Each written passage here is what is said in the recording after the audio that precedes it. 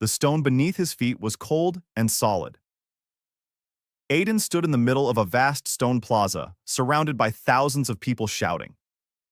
A gray dome hung over the plaza in place of the sky.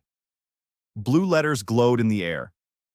A voice with no apparent source announced that everyone present had become participants in the great game. The voice said that every 7 days, a wave of monsters would descend upon the area. The voice said that the survivors would receive rewards, while those who perished would receive nothing. Then, a class selection panel flashed up in front of each person. Aiden stared at his panel and couldn't believe his eyes. Most of the people around him had dozens of options glowing on their screens. Swordsman, archer, fire mage, priest.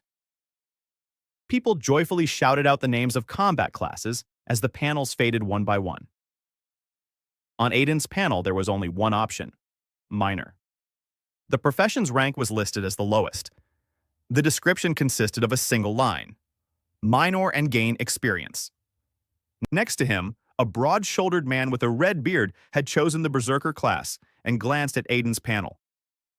The man burst out laughing, his voice echoing across the square. He loudly announced that standing next to him was a future meal for the rats. He said that in 7 days, the miner would become the monster's first meal. The people around him joined in the laughter. Aiden silently tapped confirm. A simple iron pickaxe materialized in his hand. His fingers naturally wrapped around the handle with the correct grip. 15 years at a mining company had trained his hands to handle the tool before his mind even had time to think. He weighed the pickaxe and felt that its balance was better than that of any pickaxe from his past. A voice announced that there were 168 hours left until the first wave. The voice added that food and water inside the game were not provided for free. The crowd instantly stopped laughing. People rushed to the weapon stalls that had risen from the stone at the edges of the square. Prices in the shops were listed in kill points. Points were awarded only for monsters. Chaos ensued. Combat classes banded together and headed into the wastelands beyond the dome to hunt for small creatures. Aiden went in the opposite direction. At the northern edge of the square, he had noticed a dark crevice in the rock during his initial survey. A sign hung above the crevice stating that it was an abandoned first-level mine and that entry was free. There wasn't a single person near the entrance. A red-haired berserker named Brant called after him that it would be better to dig a grave on the surface. Aiden didn't turn around. He entered the tunnel, and darkness closed in behind him. After 10 steps, dim crystals flared to life on the walls. Aiden ran his hand over the rock. Limestone veined with quartz. He mechanically noted the direction of the strata and the angle of the fissures. Then he spotted the first ore vein. Brown lumps of iron ore jutted out from the wall at chest height. He swung and struck. The pickaxe sank into the rock with surprising ease. A fist-sized chunk of ore fell at his feet and crumbled into blue sparks. A message flashed before his eyes. 1 unit of iron ore obtained. 10 experience points earned. Aiden froze. He struck again. Another 10 experience points. The third strike yielded 20. The system explained that striking a structural weak spot in the rock doubled the yield. Aiden exhaled slowly. He could find weak spots in the rock with his eyes closed. That had been his job his entire previous life. He took off his jacket and rolled up his sleeves. The next few hours blended into a rhythm. A strike, sparks, numbers. 2 hours later, the system announced that he had reached level 2 and offered to allocate 5 stat points. Aiden put them all into strength. The pickaxe became as light as a feather. His mining speed doubled. By the end of the first day, he had reached level 7. The panel showed that his strength already exceeded that of an average level 10 swordsman. Experience from ore flowed in a steady stream, while combat classes had to risk their lives for every scrap. Then something happened that changed everything. Another blow revealed a cavity in the wall. Inside the cavity lay a smooth black stone the size of a palm. The system reported the discovery of a hidden item. The stone was called the Heart of the Mine and granted its owner the right to establish a personal underground domain. Aiden clutched the find and activated it. The tunnel trembled. The walls glowed with a soft golden light. The system announced that from now on, this mine belonged to the player Aiden, and that all resources within the domain would yield double experience. Then the system added another line. The line stated that 3 sealed objects from an ancient era had been discovered deep within the territory, and that access to them would be granted as mining progressed deeper. Aiden gazed into the black depths of the tunnel.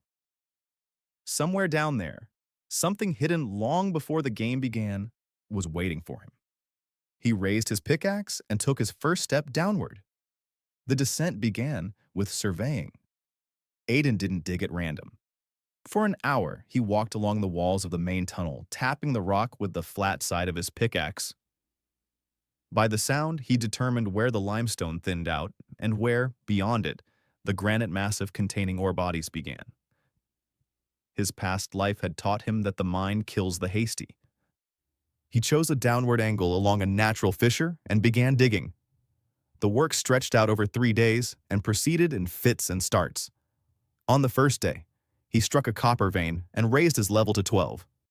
On the second day, the pickaxe struck a layer of coal and the system unlocked the night vision skill for him in exchange for 100 units of fuel. On the third day, he struck a pocket of native silver, and experience points poured in so rapidly that the panel couldn't keep up with the updates. By the morning of the fourth day, Aiden was at level 15, and his stats were twice those of the best fighters on the surface. He learned this from a visitor. A girl with a short bow on her back descended the tunnel toward him. She introduced herself as Lyra and said she'd come on a hunch. She explained that a famine had begun on the surface. There weren't even enough kill points to buy bread, because the small monsters around the square had been wiped out in 2 days. Powerful clans had blocked off the distant hunting grounds and were charging a toll for passage. Lyra said she'd noticed Aiden heading into the mine on the first day and decided to check if he was still alive. Then she saw his level panel, which he hadn't bothered to hide. Lyra froze. She asked him to repeat it 3 times. She said that her squad of 5 archers had only reached level 9 after 3 days of deadly hunting and had lost 1 member. Aiden shrugged and punched the wall. A chunk of silver crumbled into sparks, and experience points flashed above his head. Lyra stared at those numbers as if they were a miracle. Aiden offered her a deal. The system allowed the mine owner to hire workers and split the experience points with them. He would give her 1/3 of the experience points for every metric ton she helped carry to the smelter at the entrance. In return, he asked for her archer's protection in case any particularly bold visitors showed up. Lyra agreed instantly. By evening, she had brought her entire squad. 4 archers stared at the underground golden walls with their mouths agape. Aiden had organized the work just like in a real mine. He was chopping away at the rock at the face. Lyra's squad was loading and hauling. The smelter at the entrance, which he'd bought with his accumulated points, turned the ore into ingots. The system valued the ingots at 3 times the price of the raw ore. On the 5th day, the first buyers from the surface began flocking to the mine. Hungry fighters traded their captured blades for food, which Aiden bartered for ingots from the system merchant. By the 6th day, there was a line at the mine entrance. And down in the mine, a second discovery was made. The pickaxe sank into a void, and Aiden uncovered a circular chamber that was clearly man-made. The walls of the chamber were covered with a script of unfamiliar symbols. In the center, on a stone pedestal, stood a full-length statue of a warrior. The statue's armor was not made of stone. Aiden realized this from its cold, silvery sheen with a greenish tint. The system confirmed his hunch.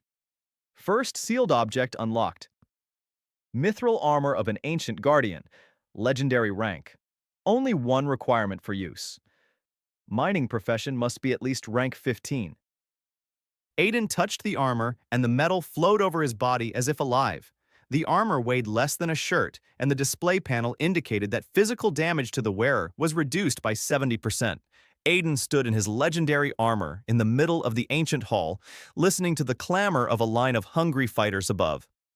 Then, the system displayed a new message, and it wiped away all his joy. There were 12 hours left until the first wave. The wave size forecast for this territory had been recalculated. Due to the high total value of the sector's resources, the wave's strength has been increased by 200%. The direction of the main strike has been determined. The point of maximum concentration of valuable resources, Aiden's mine.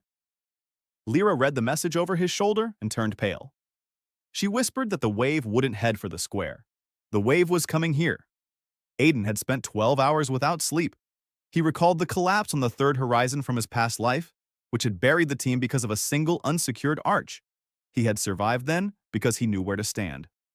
Now he was going to decide where the monsters would stand. He turned the main tunnel into a throat of death.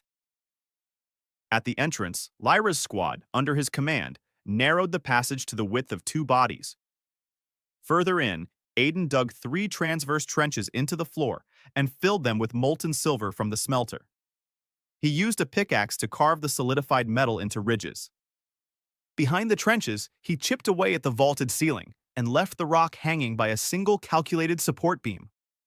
A rope ran from the beam to his hand. At the very end of the choke point, he laid out a barrier of iron ingots chest high. Archers took up positions in the niches he had hewn into the walls at a height of 3 meters. Meanwhile, panic broke out above. The fighters in the square read the same system message and concluded that standing near the shaft was deadly dangerous. The clans led the people to the far edge of the sector. Only Brant remained near the mine. The red-haired berserker descended to the entrance and declared that he had come to watch the Rat King die in his burrow. He said that not even the 20th level could save anyone from a wave with double strength. Then he saw the mithril armor and stopped short. He asked where the miner had gotten the legendary armor. Aiden replied that he'd dug it up. Brant wanted to laugh, but the laugh wouldn't come. The wave arrived at sunset. The ground rumbled, and a torrent of creatures surged from the wasteland toward the mine. Bonehounds, cave trolls, horned lizards the size of a bull. The system counter above the entrance read 470 targets. Lyra swallowed hard and asked if they stood a chance. Aiden replied that the monsters didn't stand a chance and stepped into the fray first. The first 100 hounds charged into the narrow passage and ran into the silver spikes. Their paws got stuck in the trenches. Archers fired point blank from above, not wasting a single arrow. The trolls began climbing over the mountain of bodies, and then Aiden pulled the rope. The designated target point cracked, and 40 metric tons of rock came crashing down directly onto the cluster of creatures. Dust still hung in the air, and Aiden was already standing on a mound of ingots, working with his pickaxe. The level 20 pickaxe, with a power of 120 units, smashed through the trolls' skulls like rotten pumpkins. Mithril dampened their counterattacks to mere faint jolts. Experience for kills within his own territory came with a bonus, and his levels rose right in the heat of battle. 21, 22, 23. Brant stood at the entrance. He should have left long ago, but couldn't tear his eyes away. He saw how the class that the entire square had laughed at was grinding down a wave that even the strongest clans feared.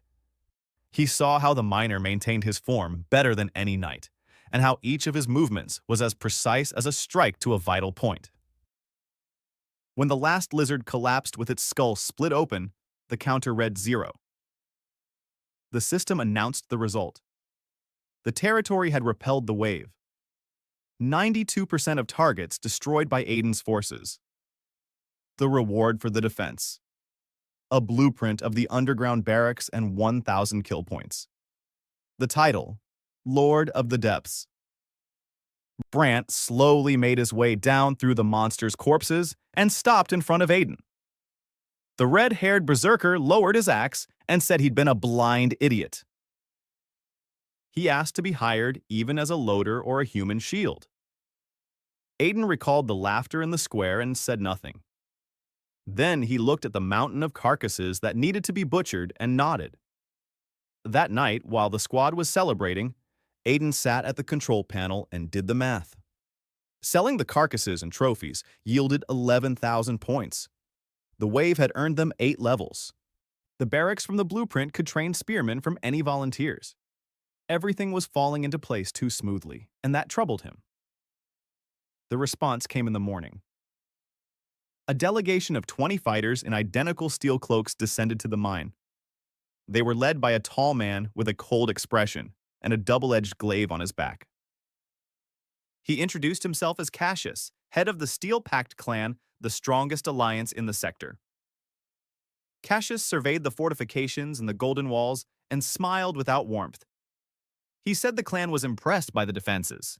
He said that an asset like this mine could not belong to a single person.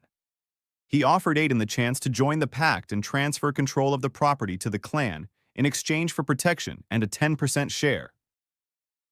Then Cassius added that there was a second option as well, but that Aiden wouldn't like it. Behind Cassius, 20 fighters placed their hands on their weapons. Aiden looked at Cassius and remained silent just long enough for the pause to become uncomfortable. Then he replied that he'd heard the proposal. He said that the mine was indeed too large for one person, and that he was willing to sell ingots to the pact at a 5% discount as a bulk buyer. He didn't say a word about transferring control. Cassius smiled even wider and remarked that the miners' bravery apparently grew along with the depth of the mine. He said he'd give them 3 days to think it over. He said that after the 3rd day, Aiden himself would be the one needing a discount. The delegation left, and Lyra exhaled. She said that the pact had 150 fighters, and that in open combat they didn't stand a chance, even with traps. Aiden nodded and replied that this was precisely why there would be no battle on the surface. He gathered everyone and announced the plan. For 3 days, they would dig deeper. The system promised 2 more sealed facilities deep underground, and he intended to claim both before the pact came demanding an answer. Work proceeded around the clock. Aiden blazed a trail. Brant smashed the rock with berserker fury and hauled boulders that 3 men couldn't lift. The archers reinforced the vaults according to the markings. The barracks at the entrance took in the first volunteers from the starving surface, and the system began training them as spearmen. The 3-day installation was captured in 4 paintings. First, Brant, waist deep in silver dust, swears that in his entire life up above, he wouldn't have earned as much as he does here in a single shift. Second, Lyra brings in another dozen refugees, and the line to the barracks winds around the corner. Third, in front of the newcomers, Aiden strikes a gold vein with a single blow, and the newcomers look at him as if he were a living god. Fourth, the Dominion depth gauge reads 300 meters, and the system reports the proximity of a second object. The wall at the end of the new tunnel was different from the surrounding rock. It was made of black slabs fitted together seamlessly. Aiden tapped on it and found a cavity behind the central slab. He struck the calculated spot, and the slab split cleanly in half. Behind the wall lay a cavern the size of a cathedral. In the center of the cavern lay a nest of molten stone. Inside the nest lay an egg. It was as tall as a man, and its shell shimmered with the same green glow as mithril. The system announced the discovery of the second sealed object, an egg of an ancient line of subterranean dragons. Mythic rank, awakening conditions, the heat of ore veins and the blood of the Lord of the Depths. Aiden looked at his title in the panel, and everything fell into place. He cut his palm open on the edge of the pickaxe and pressed it against the shell. The egg trembled. Something inside shifted and thrust powerfully against the wall. The system initiated a 30-day incubation countdown and bound the future dragon to Aiden through the bonds of birth. Brant stared at the pulsating egg and muttered that he'd gotten in touch with a man who'd ended up with a dragon on his farm. Meanwhile, Aiden was already studying the far wall of the cave. There, in the darkness, the outline of a 10-meter-high gate was faintly visible. The third target was close by, but they couldn't reach it that night. The rumble of an explosion echoed through the tunnels above. A pale spearman from the recruits ran up and reported that the pact hadn't waited 3 days. Cassius accused the estate of poaching clan members and declared it a breach of a treaty that had never existed. 150 pact fighters blew up the outer rampart and entered the upper level of the mine. They drove the captured refugees ahead of them as human shields and demanded to see the owner. Aiden was climbing up the tunnels and felt a deep silence settling inside him. He emerged onto the upper level and saw the scene. Fighters in steel cloaks stood in the middle of his smelter. Cassius held a sword to the throat of Lyra, whom they had captured at the entrance. Cassius declared that the negotiations were over. He said that the mine would be handed over to the pact immediately, and that the owner could leave alive if he knelt down and publicly surrendered the heart of the mine. 150 blades were trained on a single man in mithril. Aiden slowly slid the pickaxe off his shoulder. He said Cassius had been given 3 days and that Cassius himself had called them off. Then he pressed a hidden rune on the hilt that he had carved while building the Throat of Death. He had already cut through the vaults of the upper level along their entire length. It's just that no one but him knew about it. The mountain can speak, and now it screamed. The cut vaults cracked along the calculated lines, and the upper level collapsed like a house of cards. Aiden had calculated the collapse so that the rock would form a ring, cutting off the pack's units from one another without harming a single prisoner. The dust hadn't even settled yet, and he was already on the move. Mithril made him a shadow in the gray mist. First, he knocked the glyph out of Cassius's hands with a blow from the flat of his sword and yanked Lyra by the collar out of the danger zone. Then archers struck from the side niches, targeting pre-selected sectors. 30 spearmen from the barracks emerged from the lower tunnels and formed a wall where Aiden had left a passage for them in the rubble. Combat in the confined space underground was not like fighting on the surface. The Pact's formation didn't work here. Here, it was knowledge of every twist and turn that mattered. Aiden fought in the thick of the action, and his pickaxe found the joints in the armor just as unerringly as it did the weak spots in the rock. The 30th level against an army had done its job. An hour later, it was all over. 50 packed fighters lay beneath the rubble. 50 had surrendered and were sitting bound near the smelter. The rest fled to the surface through the only escape shaft left to them. Cassius knelt in a circle of spears and looked up at Aiden. He said that Aiden didn't understand what he'd gotten himself into. He said that the Pact was merely a minor ally of the true power. He said that behind them stood the Scarlet Consortium, an alliance of clans from 3 neighboring sectors, and that the consortium would come for the mine, not with 100 fighters, but with 1,000. Aiden listened and nodded. He didn't kill Cassius. He took the clan banner from him and sent him back up on foot, without armor or weapons, so that everyone on the surface could see how the Pact's campaign had ended. He offered the prisoners a choice: a pickaxe and a place in the domain, or a way out through the shaft. 47 out of 50 chose the pickaxe. Rumors of a mine where they were fed and not betrayed spread through the sector faster than the wind. But Aiden knew the value of Cassius's words about 1,000 fighters. Against 1,000, neither traps nor barricades would help. He needed an army. And so he returned to the Dragon's Cave, to the 10-meter-wide gates. The gates were cast from a metal he didn't recognize. The same symbols that were in the Mithril Hall ran across their surface. The system was silent. Aiden spent 3 hours studying the gate leaves and found the answer where any miner would have looked for it: at the base. A vein of pure mithril ran beneath the gate, and it had been severed by an ancient collapse. The gate was a mechanism left without power. Aiden cleared the vein and bridged the break with a remelted mithril ingot from his supplies. The vein flared green. The symbols on the gate came to life, and the gates swung open with a rumble that echoed through all the tunnels of the domain. Beyond the gates lay a hall stretching into the darkness for hundreds of meters. Stone figures of warriors stood in rows along the walls. Thousands of figures. In the center of the hall stood a machine the size of a house. Columns, gears, and crystalline vessels intertwined into a structure that exuded an age older than the game itself. The system finally spoke. The third sealed object has been opened. The Legion's Forge of the Ancient Era. Function: creation of stone soldiers from rock and ore. Cost per soldier: 10 metric tons of stone and 1 metric ton of iron. Control has been transferred to the holder of the title, Master of the Depths. Current stock of molds: 4,000 units. Aiden stood before the machine, slowly grasping its scale. 10 metric tons of stone represented a single day's output from one of his mine faces. Iron lay in heaps as high as mountains.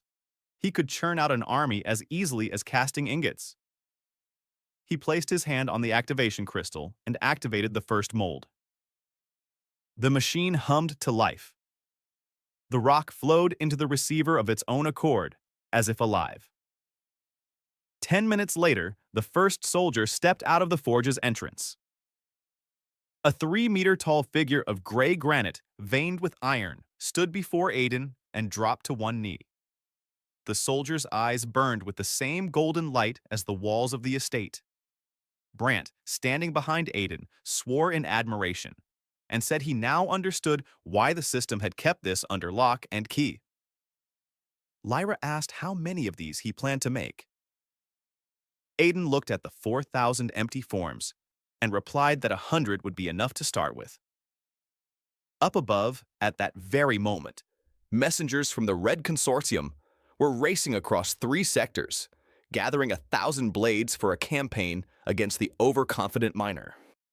And deep beneath them, in the warm darkness near the ore veins, an egg quivered, and the creature inside listened to the heartbeat of the new underground empire. Then Aiden's system panel flashed with a message he hadn't requested. The sender was listed as the Game Administration. The message contained a single line: Player Aiden. You're digging too deep. The administration's message hung before his eyes and wouldn't fade. Aiden tried to close the panel, but the line remained. He asked the system what the warning meant, and for the first time ever, the system didn't respond at all. Then, he did the only thing he knew how to do in the face of the unknown. He continued working and began to observe. Over the next few days, life in the stronghold followed the rhythm of the forge. Aiden organized the shifts as if it were a large mine. One workfront supplied stone for the forge, the second supplied iron. The third went deeper down toward new veins. Brant was put in charge of a crew of former Pact fighters and drove them so hard that by evening, they'd fall asleep on their feet. Lyra took charge of reconnaissance, and her archers patrolled the wastelands, keeping watch over the roads in the 3 sectors. Stone soldiers emerged from the forge's entrance one after another.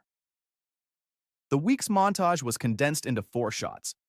First, 10 granite figures march in formation, carrying out from the mine face the rock that used to take 20 men to haul, while the recruits huddle against the walls, watching them go.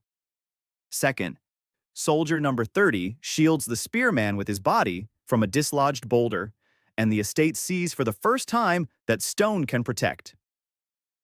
Third, Aiden discovers that the soldiers understand not words, but their master's intent, and he learns to guide them with his mind as if they were his own fingers. Fourth, Kuzni's counter shows 100 finished units, and Aiden halts production because the iron is being used up faster than it's being mined. By the end of the week, a guest whom no one was expecting descended into the mine. He was a gaunt old man, with a white wood staff and the Merchants Guild emblem on his cloak.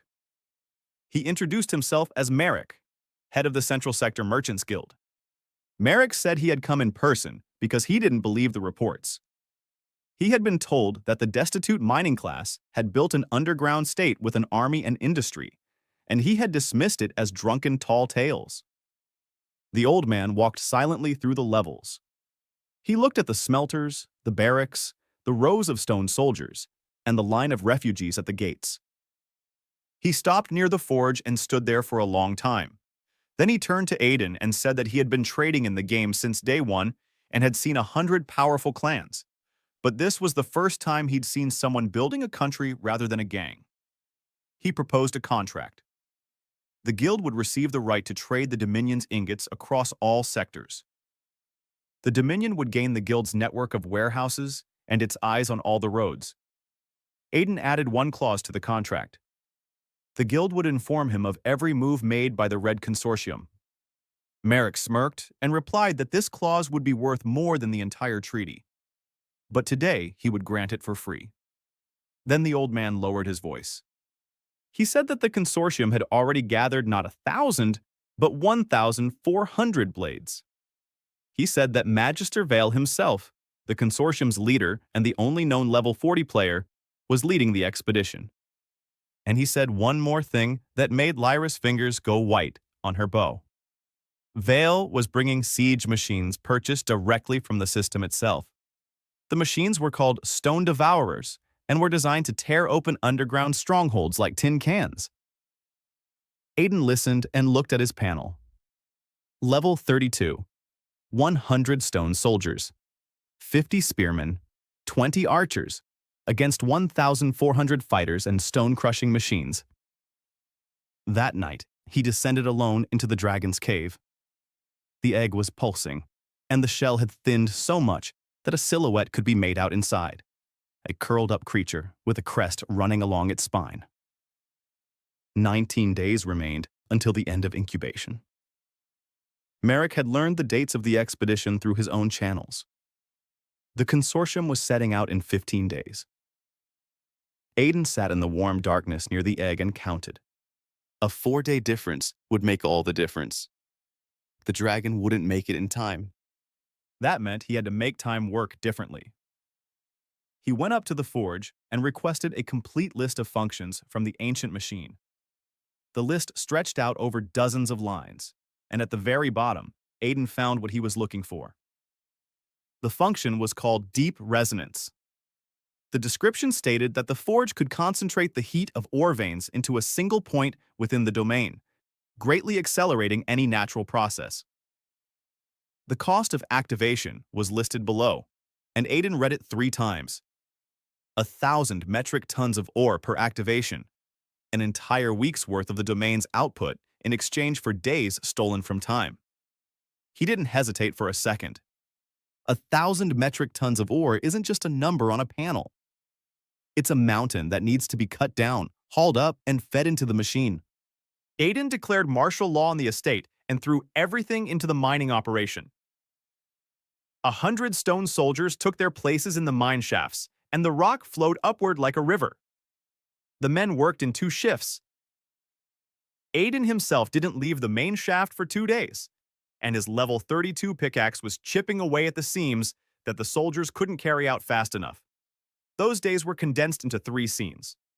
The first, Brant falls asleep right on a pile of iron ore with a half-eaten piece of bread in his hand, and they cover him with a cloak without waking him. Second, the mine cars built according to Aiden's blueprints roll along wooden rails, and the recruits watch them as if by magic, even though it's simply a wheel and an incline. Third, Kuzni's counter reaches 1,000 metric tons, and the entire mine falls silent. Aiden activated the deep resonance. The mountainside, the warmth of all the veins in the domain, flowed through the stone veins to a single point, and the dragon's cave glowed like a furnace. The egg in the nest glowed cherry red, but did not crack. Instead, it began to breathe. The system recalculated the incubation period. 19 days were compressed into 6. Aiden stood at the edge of the heat, and for the first time in a long while, allowed himself to smile. The dragon was on schedule. Now it was up to him to make it in time. Over the next few days, he built defenses, but he didn't build them the same way as the first time. The old traps didn't work against the Stone Eaters. According to the guild's description, the machines gnawed through tunnels of any cross-section, and collapsing them would only feed them. Aiden thought like a miner. The machine eats stone. So he needed to give it stone that it couldn't eat. He recalled the third horizon from his past life, where drilling had been halted by a lens-shaped layer of silicious shale that devoured drill bits in an hour. He found an identical layer on his property at a depth of 200 meters and laid out new false tunnels so that any path from the outside would run into it. On top, he ordered the soldiers to line the walls with soft limestone. The decoy for the machines looked like easy prey and led into a stone trap. On the ninth day, Lyra's reconnaissance team brought news from the surface. The consortium had moved up its schedule. Vale received a report from his spies about the stone soldiers and decided not to give the mine any time. 1,400 fighters and 6 devourers were marching at a brisk pace, and they had 4 days left to reach the sector. Meanwhile, the resonance continued to work, and by the end of that same day, the mountain gave birth. Aiden sensed it before the system did. The pangs of birth tightened in his chest like a tendon under strain. He ran down the tunnels, and the soldiers, standing in stone ranks, turned their heads to watch him go. A ringing silence hung in the cave. The shell lay split in two.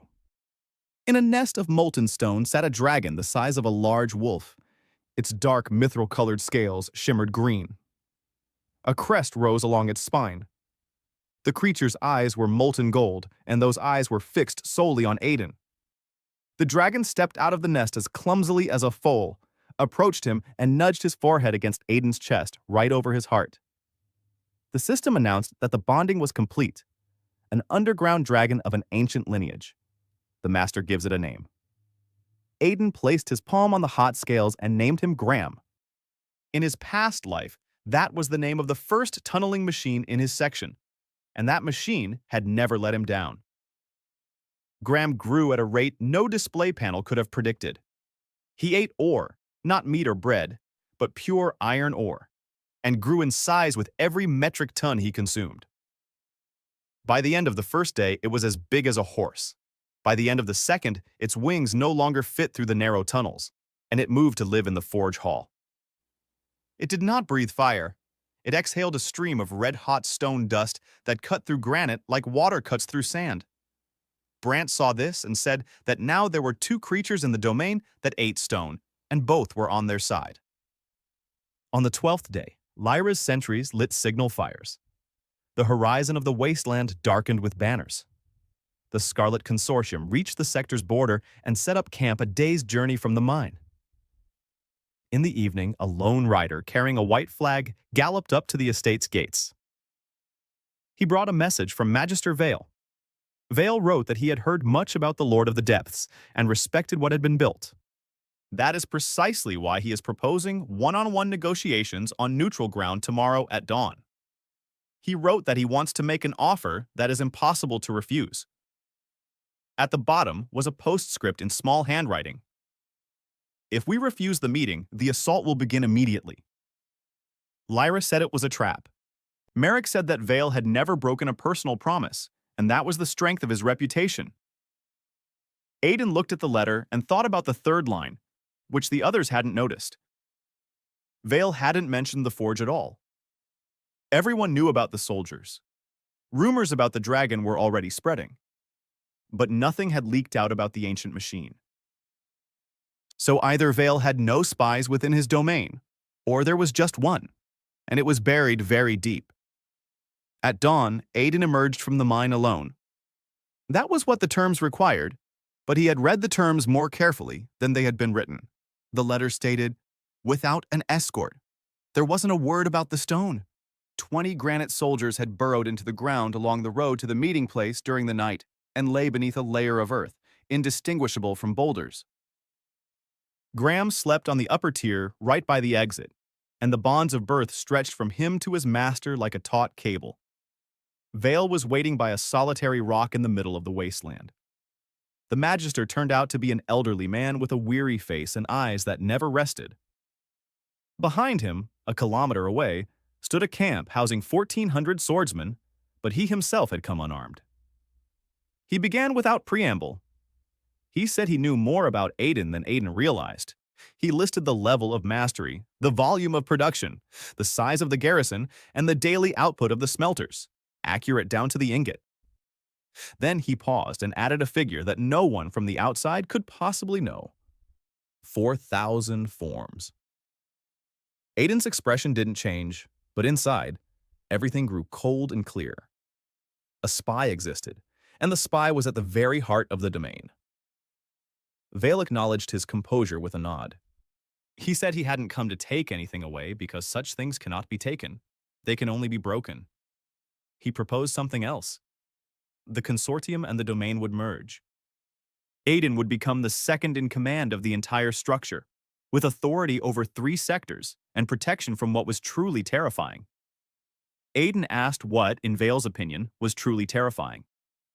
And then the Magister revealed the reason he'd called the meeting. He said that the game wasn't what it seemed. He said that 90 days earlier, in a neighboring region, there had been a domain similar to Aiden's mine. An underground city built by a player with the builder class. The city was growing too fast and one day received a message from the administration. A week after the message, an unscheduled wave struck the city, a 20th rank wave, even though the schedule never went higher than 5th rank. All that remained of the city was a crater.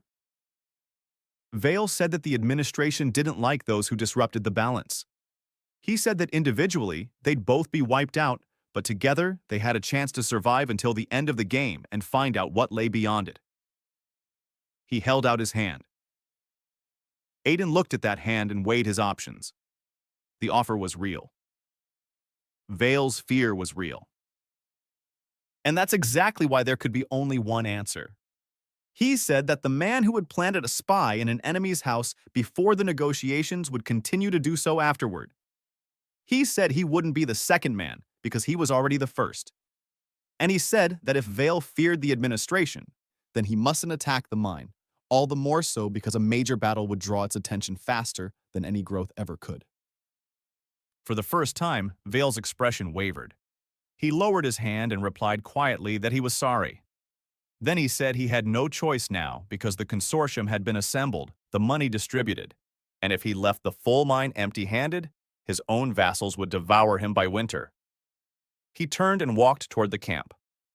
Halfway there, he turned around and shouted that the assault would begin at noon and that he sincerely regretted that people like Aiden were incapable of bending.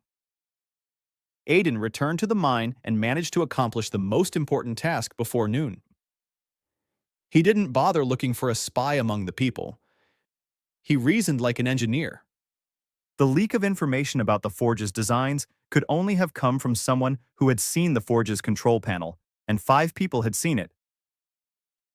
Himself, Brant, Lyra, Merrick, and one man whom everyone had forgotten because he was too inconspicuous. Clerk Tobin, a quiet young man among the first refugees, who kept track of the harvest and had access to all the meters. Aiden didn't arrest him. He did better than that.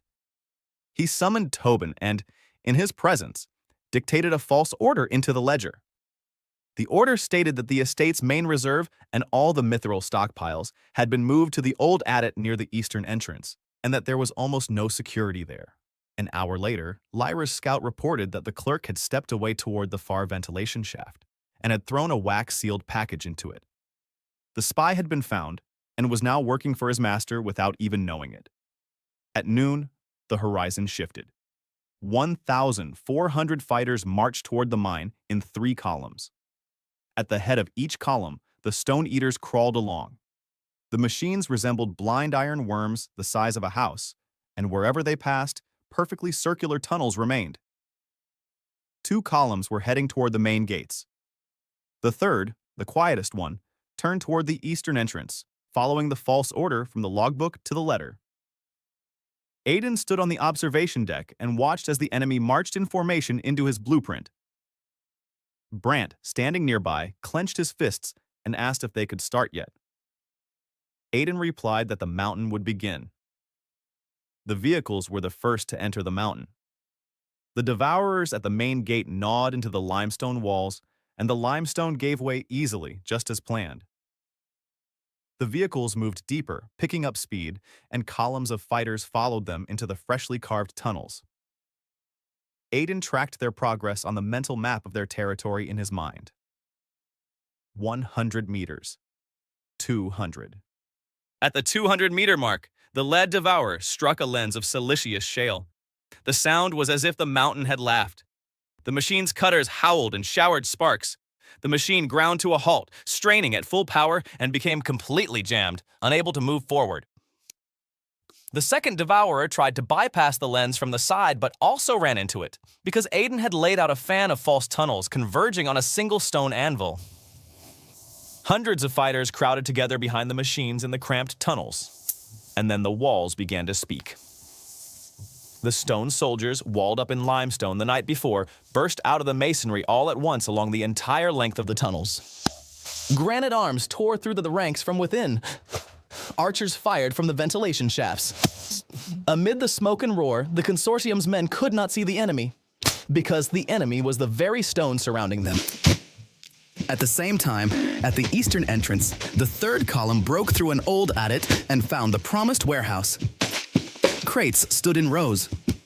The crates did not contain myrrh. The crates contained sulfur from deep veins, layered with coal, and when the column's sappers opened the first crate with a torch, the tunnel spewed flames 100 meters out. Aiden didn't kill them all. He calculated the charge so as to collapse the entrance behind them and trap the survivors in a stone sack without a single drop of water. Prisoners were worth more than the dead. Vale realized that the assault had collapsed faster than the commanders had reported. The 40th level Magister did exactly what Aiden had both expected and feared he would do. He went in alone. Vale entered the main tunnel alone, and wherever he went, the stone soldiers shattered into rubble under the blows of his glaive. Level 40 was not just a number. It was a force of nature in human form. He hacked his way through to the smelting level and emerged into the open space where Aiden was waiting. They clashed between the furnaces, the glypha against the pickaxe. The very first exchange showed the difference. Vale's blow sent Aiden flying 10 paces back, and for the first time in the entire game, the mithril groaned under the strain. Level 34 wasn't dancing against level 40. He was just surviving. Aiden retreated behind the furnaces, closing the distance, forcing the glyph to clash against pipes and supports. He fought the way he worked, economically and by exploiting weaknesses. But Vale had no weaknesses, and Aiden's health bar crept downward. Vale pinned him against the cooling bath and raised the glyph for the final blow. And then darkness with golden eyes fell from above. Graham smashed through the tier's ceiling and crashed down on the Magister with the full weight of his body, which had grown from the ore.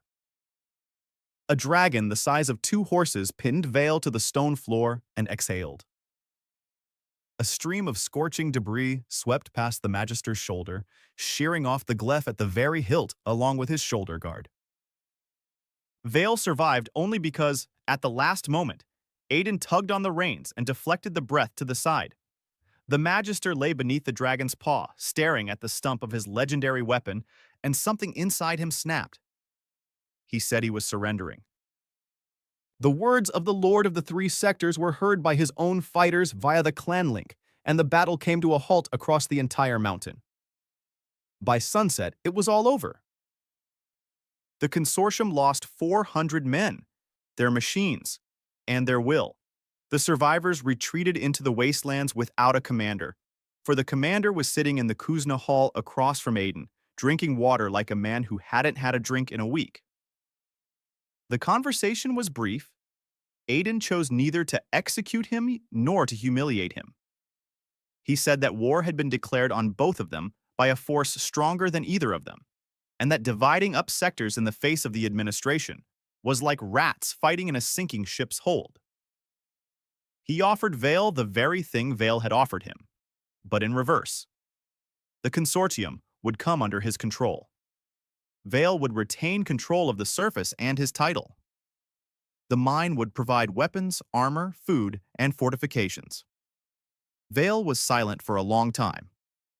Then he asked why Aiden was sparing the man who had led 1,500 blades to his doorstep.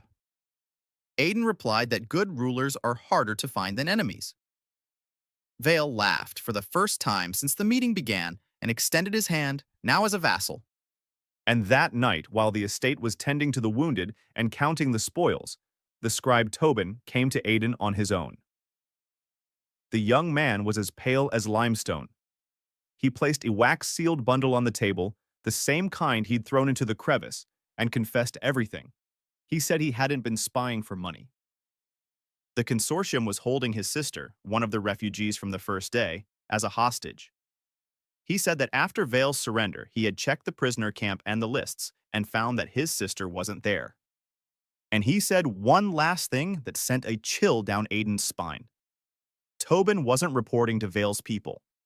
The courier who picked up the packages wasn't a member of the consortium. Tobin had caught a glimpse of his panel once. Above the courier's head, instead of a name and rank, there was a single word: administrator. The word administrator changed everything. Aiden realized that the war with the consortium wasn't a war at all. It was a dimension. Someone had been watching his mind through Tobin's eyes long before Vale's expedition, and that someone wasn't a player. He called a small council meeting that night. Vale, Merrick, Lyra, Brant. He laid everything out for them. The report about digging too deep. Vale's story about the erased city of the builder, the liaison's tag. Vale listened, his face darkening. He said he now understood where his spies had been getting some of the information about the mine, information too precise even for Tobin. Someone had been feeding the consortium data on purpose. They were being pitted against each other. Merrick added his own insights. The guild traded with dozens of sectors, and the old man knew rumors that no one else knew. He explained that over the past 6 months, various corners of the game, 4 of the strongest strongholds had disappeared, and each had received a message from the administration before its destruction. He explained that before each destruction, people with empty panels had been seen in the vicinity of the stronghold. And he explained that all 4 strongholds had one thing in common. They were digging. Not in the sense of a profession. All 4, in one way or another, had unearthed artifacts from an ancient era. The builder's city had discovered an ancient foundation. The northern clan had raised an ancient bridge from the bottom of a lake. Aiden listened, and his thoughts piled up like layers of rock. The game wasn't afraid of powerful players. The game feared ancient machines, the forge, the armor, Graham. His domain wasn't a disruption of the balance. It was an excavation that someone desperately wanted to stop. He asked himself the question that changes everything. If the administration erases those who find the ancient, then whose is this ancient artifact? And why is it hidden beneath a layer of the game? The answer could lie in only one place. Deeper. At dawn, he descended into the forge hall and asked the machine not for its functions, but for its memory. He had questioned the game's system hundreds of times, and the system had remained silent. But the forge was not the game's system. The forge in Ea was older. The machine hummed, and a map unfolded above the activation crystal, one that wasn't on any of the panels. The map showed the mountain in cross-section. Aiden's domain, with all its tiers, occupied a pitiful upper crust on it. Below, the mine stretched down through kilometers of rock. Not his mine, an ancient one. A gigantic, perfectly formed shaft plunged into the depths and ended at a mark that the forge had labeled with 2 words, Cradle of the Legion. Next to the mark pulsed a symbol that Aiden had seen before. The same symbol had been carved into the gate and onto the pedestal of the mithril guard. The forge provided an explanation as sparse as the inscription on the signpost. The cradle. The source of forms. The forge's current stock was 4,000. The cradle's stock was unlimited. Access was sealed by the overseers. Aiden looked at the word overseers and heard the word administration emerge behind it. Everything was falling into place. The game was no game. The game was a cover for something enormous, and waves of monsters every 7 days drove people to fight on the surface so that no one would look down. He went upstairs with a decision already made, and they were already waiting for him up there. A man was standing at the main gate.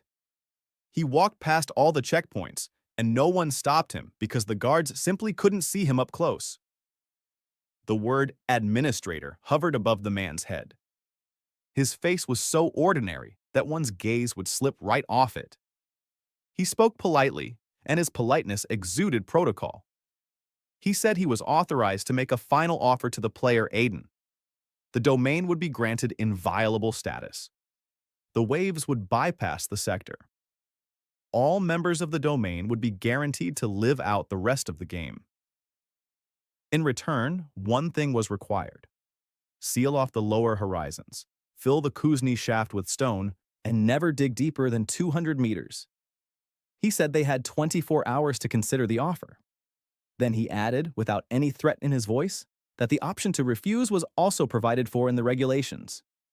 In that case, in 72 hours, the sector would be hit by an unscheduled 25th rank wave. He clarified that the previous maximum penalty applied to violators had been a 20th rank wave, and that a crater 40 meters deep remained from that violator. The administrator bowed and walked away, and the sentries once again looked right through him.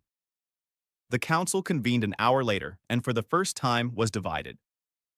Merrick said that the proposal meant life for thousands of people in the domain, and that the merchant in him voted for the seal. Vale said that whoever was offering such a price for silence feared what lay below more than they feared the wave, and that the warrior in him voted to dig. Lyra said she would follow Aiden's decision, whatever it was. Brant simply asked when they would set out. Aiden listened and looked at his palm, which bore an old scar from Graham's shell. Then he announced his decision to the council. They would accept the terms verbally and gain a day's time. During that day, the forge would reach full capacity and bring the army up to 1,000 soldiers. And then they would do what the regulations didn't provide for. They wouldn't wait for the wave up above.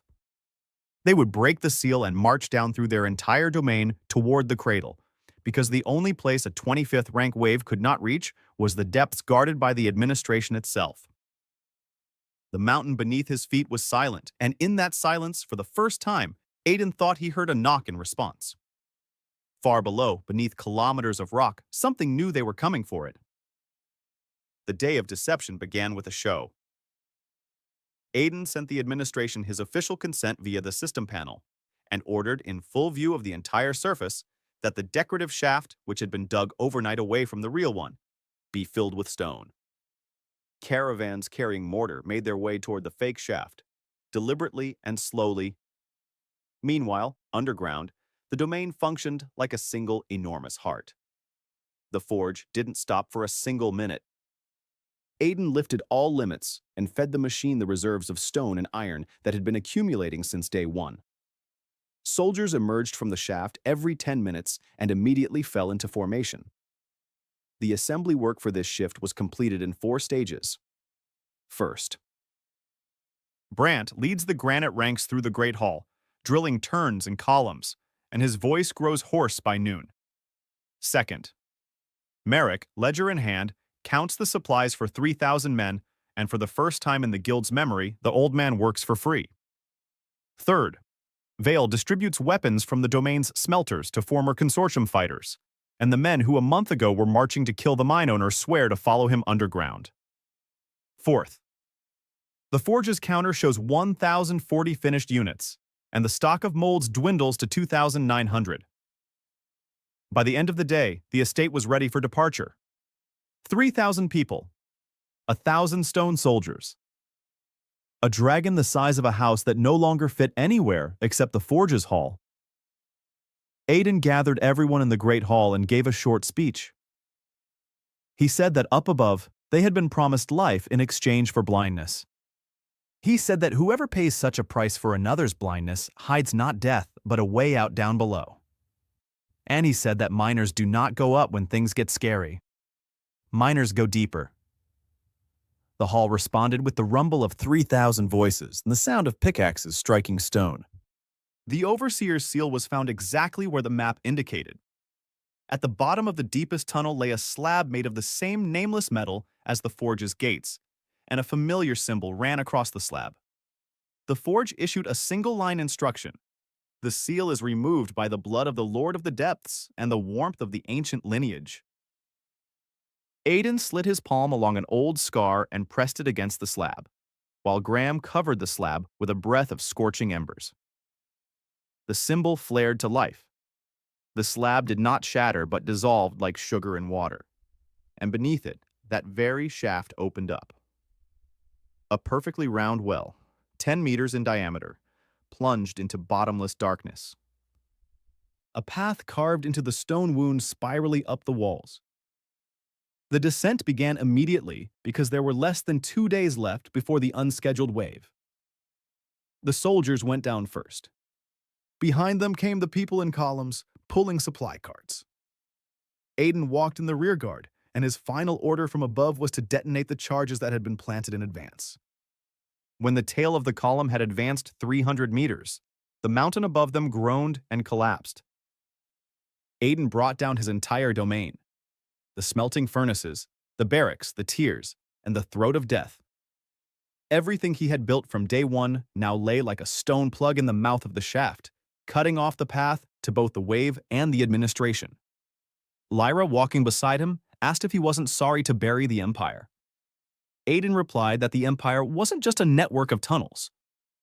The Empire was now spiraling downward through 3,000 lights. The descent lasted 2 days, and with each turn, the world changed. First, communication with the surface was lost, and the system panels began to flicker. Then, at a depth of 2 kilometers, the panels flashed and rebooted into an unfamiliar, austere layout. Instead of the word game in the corner of the panel, the word object now appeared. And then the walls of the shaft ended, and the column emerged at the edge of a space that took the breath away from 3,000 people at once. Beneath them lay a cavity the size of the sky. The vault stretched endlessly upward, and rivers of blue light flowed across it like frozen lightning. Below, at the bottom of the cavern, lay what the Forge called the Cradle, a city. A dead, colossal city of black metal, with towers reaching all the way to the vault. The city's streets were as wide as rivers, and figures stood in rows along them. Millions of stone figures frozen in formation that stretched beyond the horizon of the cavern. A legion, a real one, the one for which his forge had been nothing more than a field workshop. And through all this silence, a sound traveled from the city center toward the column.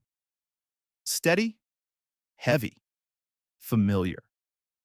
A thud that Aiden could hear through kilometers of stone. Something was at work in the heart of the dead city. Something was striking metal to the rhythm of a blacksmith's hammer, and with each blow, the rivers of light on the vault flared brighter. The gram above the column's head emitted a sound Aiden had never heard from it before. The dragon wasn't growling. The dragon was responding to the pounding. The descent to the bottom of the cavern took half a day, and the city received them in silence. The streets of the cradle were as clean as if they'd been abandoned an hour ago. Stone soldiers stood in ranks, motionless, but Aiden could feel in his bones that these were no statues. It was a sleeping formation. He forbade the column from touching anything and led the people down the main street toward the sound. The knocking grew closer, and a second rhythm emerged within it, faint and erratic, like the breath of someone who had been exhausted for a very long time. The road led straight to the central building. A black metal dome the size of a mountain stood there, its gates wide open. There were no machines inside the dome, only one machine. A column of light rose from the floor to the vault, and thousands of empty pedestals were arranged in rings around the column. And at the base of the column, on the lowest pedestal, a figure sat, striking an anvil built directly into the floor with a hammer. The figure was a man, an ancient old man in a miner's robe of unknown cut. With every blow of his hammer, the pillar of light trembled, a wave rippled through the city, and the rivers on the vault flared up.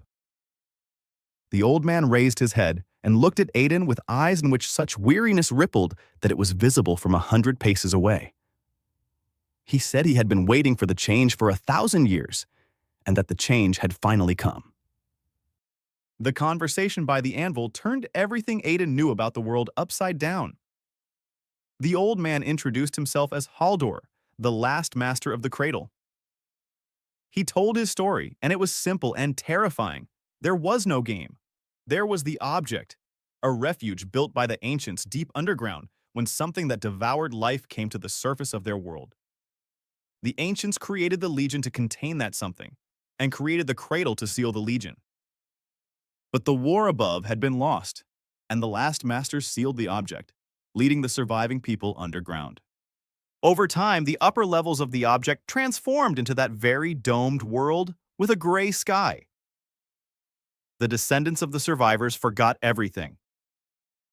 But the object's control circuit continued to carry out its final order, to prepare the population for war. The circuit was the administration. The waves of monsters were training forms that the circuit forged in small smithies so that the people above would not forget how to fight. Points, levels, classes. All of this was an ancient system of military training that the circuit had transformed over 1,000 years into a brutal ritual, and the messages and erased territories were a defensive protocol. The circuit destroyed anyone who got to the bottom of the truth, because in its flawed logic, the truth led to panic, and panic led to the destruction of the population. Haldor said that he himself was the last of the masters, and that for 1,000 years, his hammer had manually sustained the heart of the cradle, because the automated systems had died. He said that his time had ended a century ago, and that only the lack of a replacement was keeping him going. Then he looked at Aiden's pickaxe, at the mithril on his hands, and asked who Aiden had been before the object. Aiden replied that he was a mining engineer. Haldor closed his eyes, and something resembling peace flitted across his face.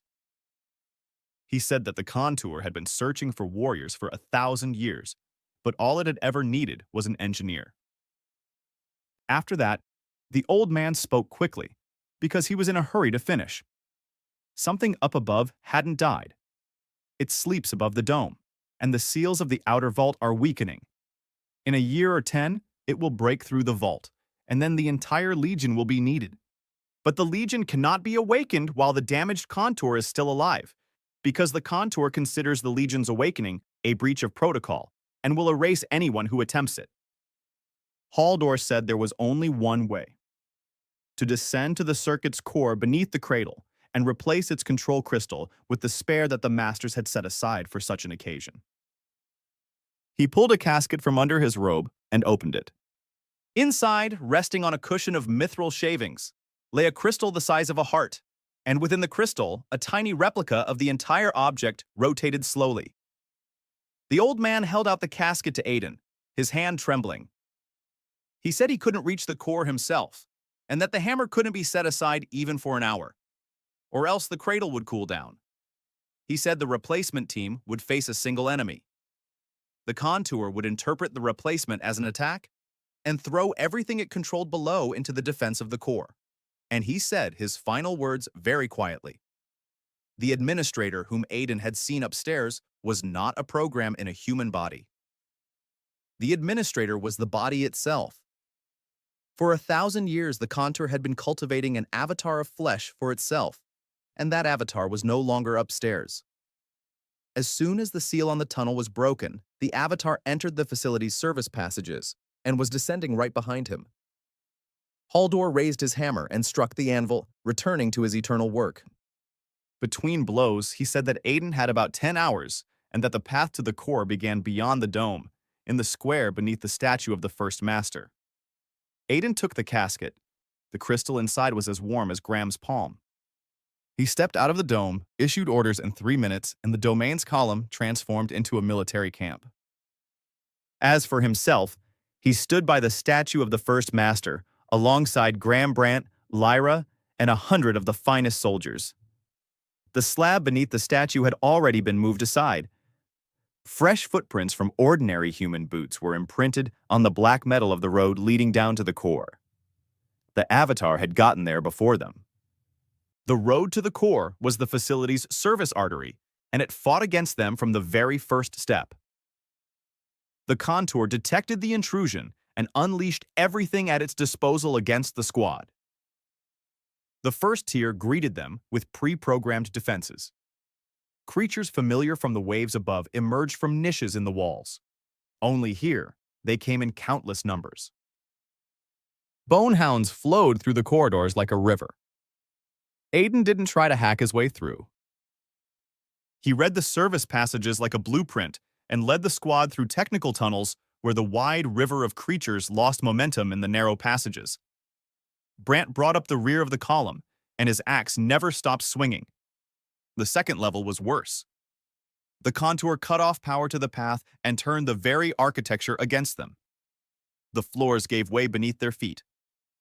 The walls shifted, bridges over chasms collapsed a split second before they could step onto them. Here, the price was paid in blood.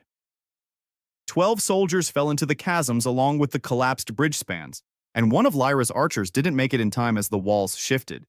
Aiden halted the squad, forced himself to breathe steadily, and began doing what he'd done his entire life in emergency situations. He listened to the mountain. The facility's mechanisms were machines, and machines cannot lie with their bodies. Before every shift in the metal, a wave of tension ran through it. Before every collapse, the tension cables sang. He went first, tapping out the rhythm of the traps with the butt of his pickaxe, and the squad followed his rhythm as if it were a tuning fork. The casualties stopped. On the third level, the contour changed tactics, and Aiden realized that the machine was capable of learning. It was neither beasts nor traps that came against them. Stone soldiers stepped out of the darkness, just like their own, only with crimson veins instead of gold. The cradle had forged more than just the legion. The contour had its own garrison, and that garrison was older and more vicious. Granite struck granite. The tunnel turned into a pair of millstones with rock crumbling on both sides. Aiden's soldiers fought in the formation Brant had set, but the crimson ones were faster, and every exchange cost them 1 unit, while it cost Aiden 2. Then Graham stepped forward. In such a confined space, the dragon could not spread its wings, but it didn't need to. It plowed through the scarlet ranks like a tunnel-boring machine, and its breath sliced through the ancient granite at an angle, cutting through entire rows. A path was left in the dragon's wake, and the squad marched along it. By the end of the 8th hour, they reached the final gate.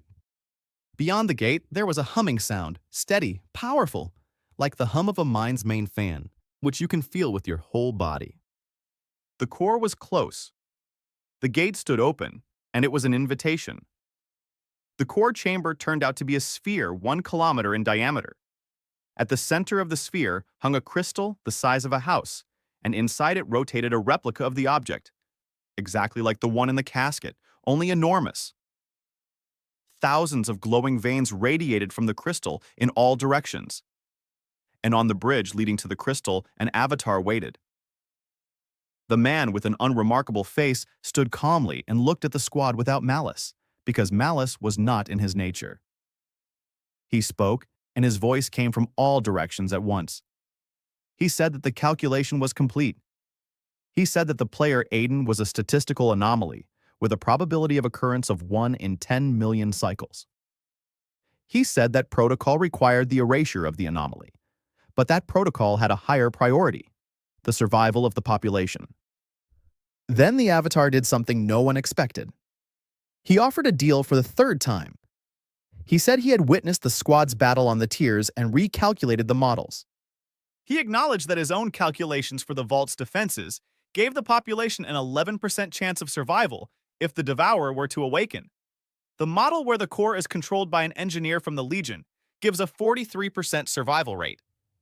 He said that the numbers were more important than protocol, and he said he would voluntarily grant access to the core on one condition.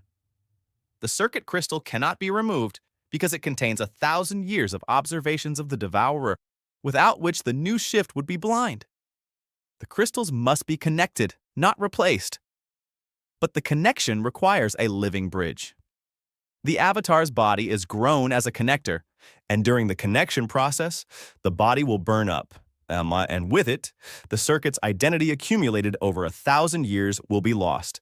The avatar fell silent for the first time during the conversation and added that he had spent 40 years among the people up above and knew what it meant to ask for something.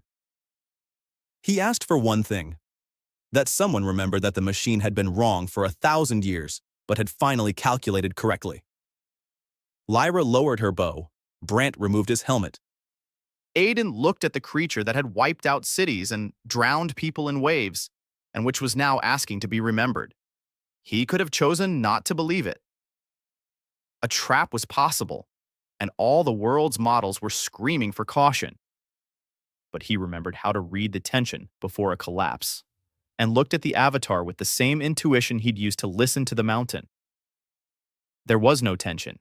The machine wasn't lying.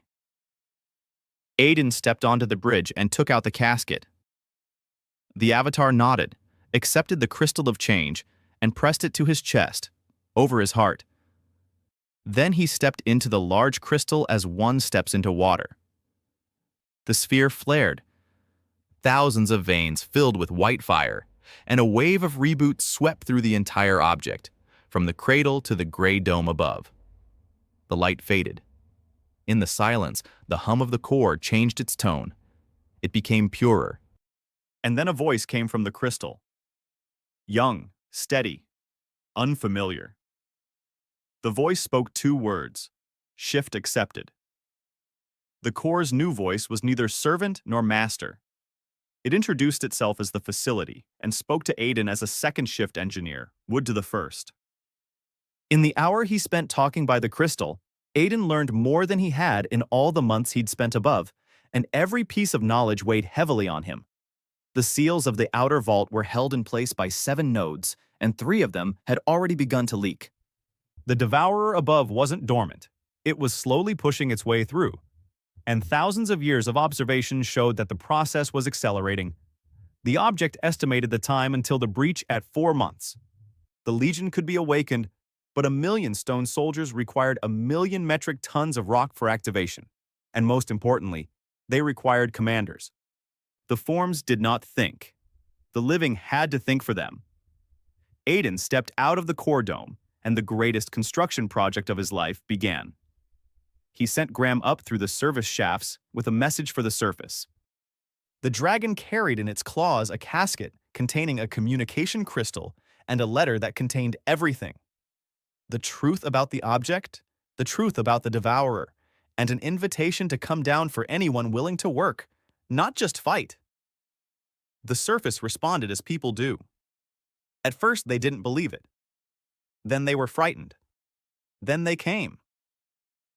The waves above ceased after the reboot, and that became proof stronger than any words. Entire sectors were being relocated. Merrick set up a network of warehouses along the descent routes, and guild caravans flowed down like a river. Vale brought the entire consortium, and its 3 sectors were the first to be resettled. Months of preparation were condensed into 5 scenes. The first, the cradle comes to life block by block, and for the first time in 1,000 years, windows light up in the black towers. Second, Haldor passes the hammer of the cradle's heart to a new shift of 12 apprentices and sleeps through the night for the first time. The next morning, he weeps because the world did not collapse without him. Third, Brant takes command of the Legion's first 100,000, and the crimson streaks of his guard are repainted gold. Fourth, Lyra leads a reconnaissance mission to the weak points of the vault, and her maps of the leaks hang in the dome of the core alongside ancient schematics. Fifth, Aiden stands on the tower's balcony and watches as the children of the settlers walk through the streets of the cradle, while the 1,000,000-strong column outside the city is covered by forests of activation platforms. The object itself has become the skeptic of these months. The core was a machine for observation, and the machine voiced its doubts aloud. It reported to Aiden that, according to all historical models, human masses in a confined space facing the threat of extinction would succumb to panic, division, and war over resources. It asked why the models weren't coming true.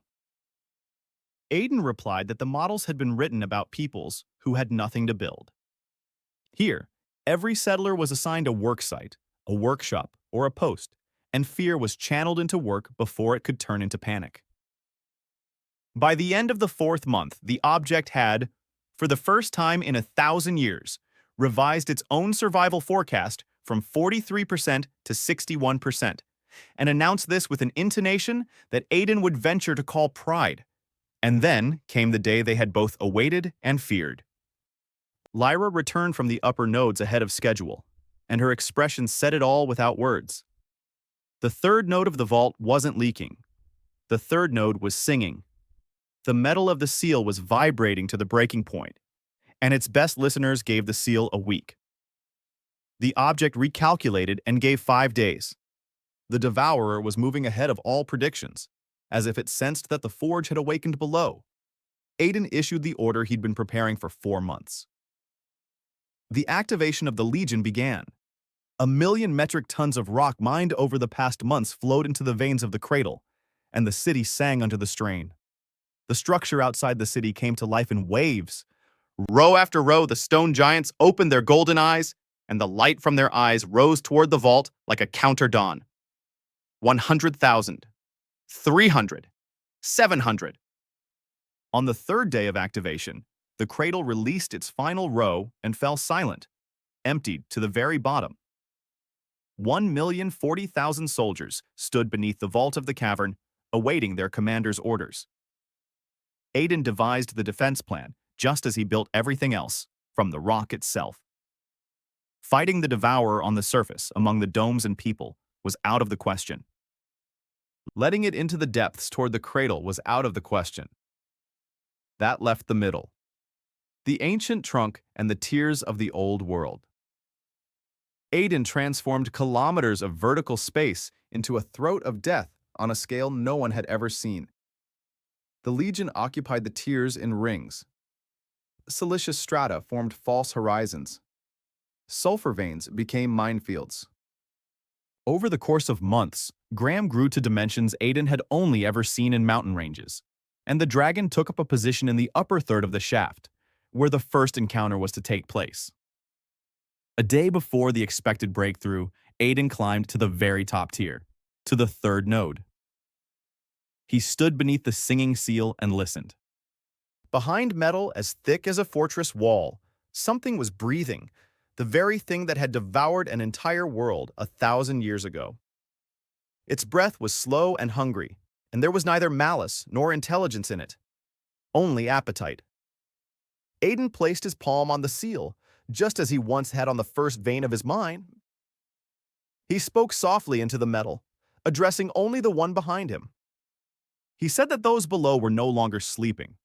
The seal beneath his palm trembled, and the first crack ran across it from edge to edge. The seal fell at dawn on the 5th day, if the word dawn still meant anything in a world without a sky.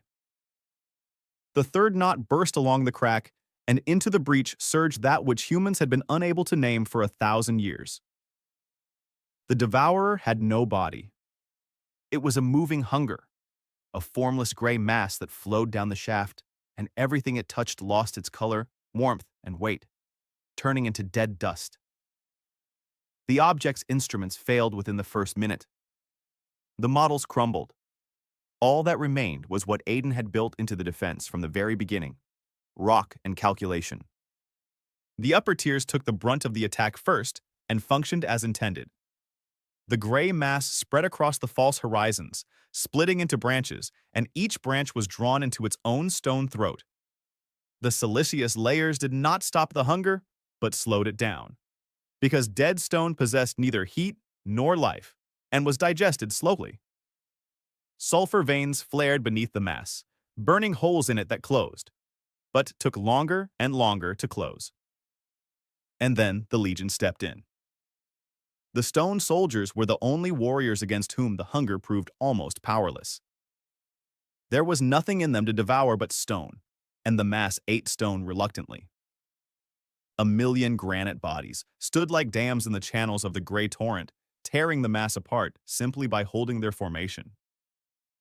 The soldiers perished.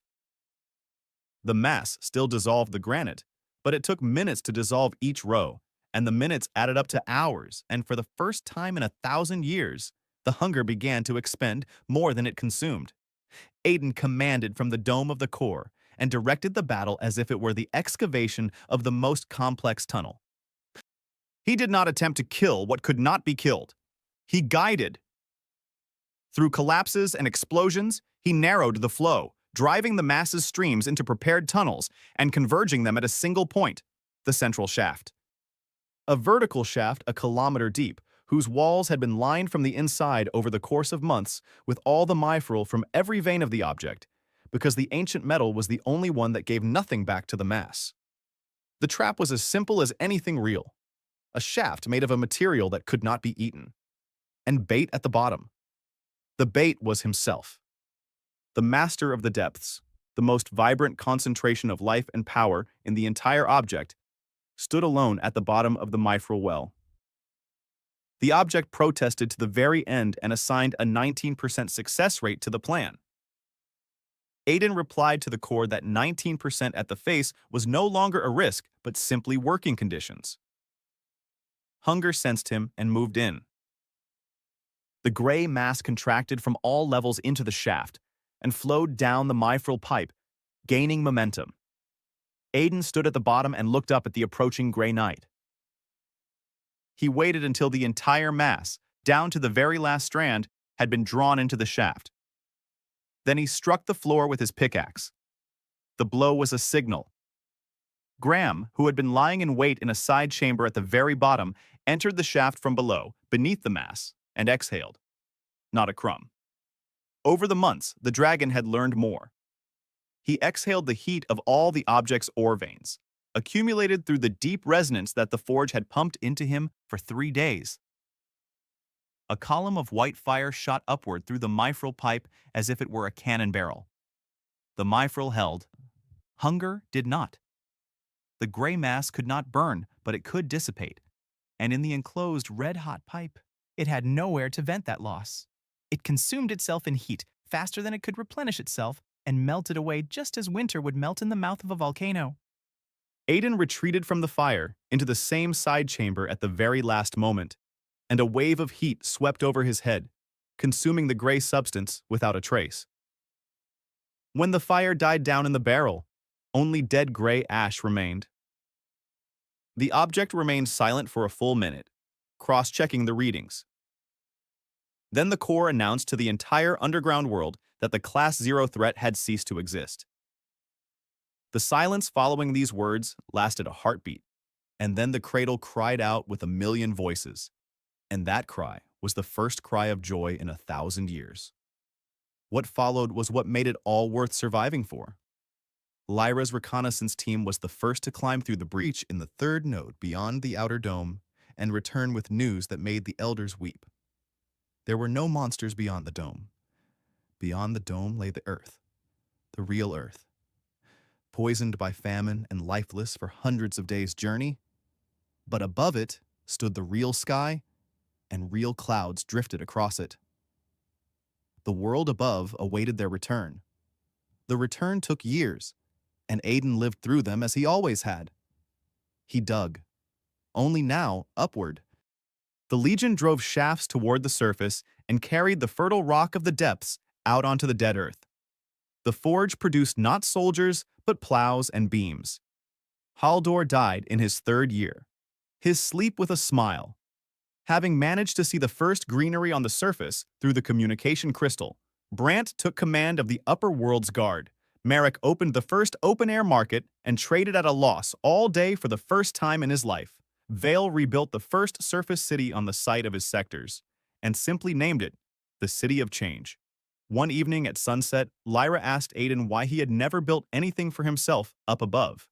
They were standing then on a hill above the young fields, and Graham lay beyond the hill like a ridge of dark rocks, its flanks warmed by the evening sun, a sun that no dragon of his line had ever seen. Aiden didn't answer right away. He gazed at the distant gaping mouth of the main shaft, from which warm air from the depths rose toward the sky, and where, within the dome of the core, a crystal hummed steadily, holding within it the memory of the machine that had finally counted correctly.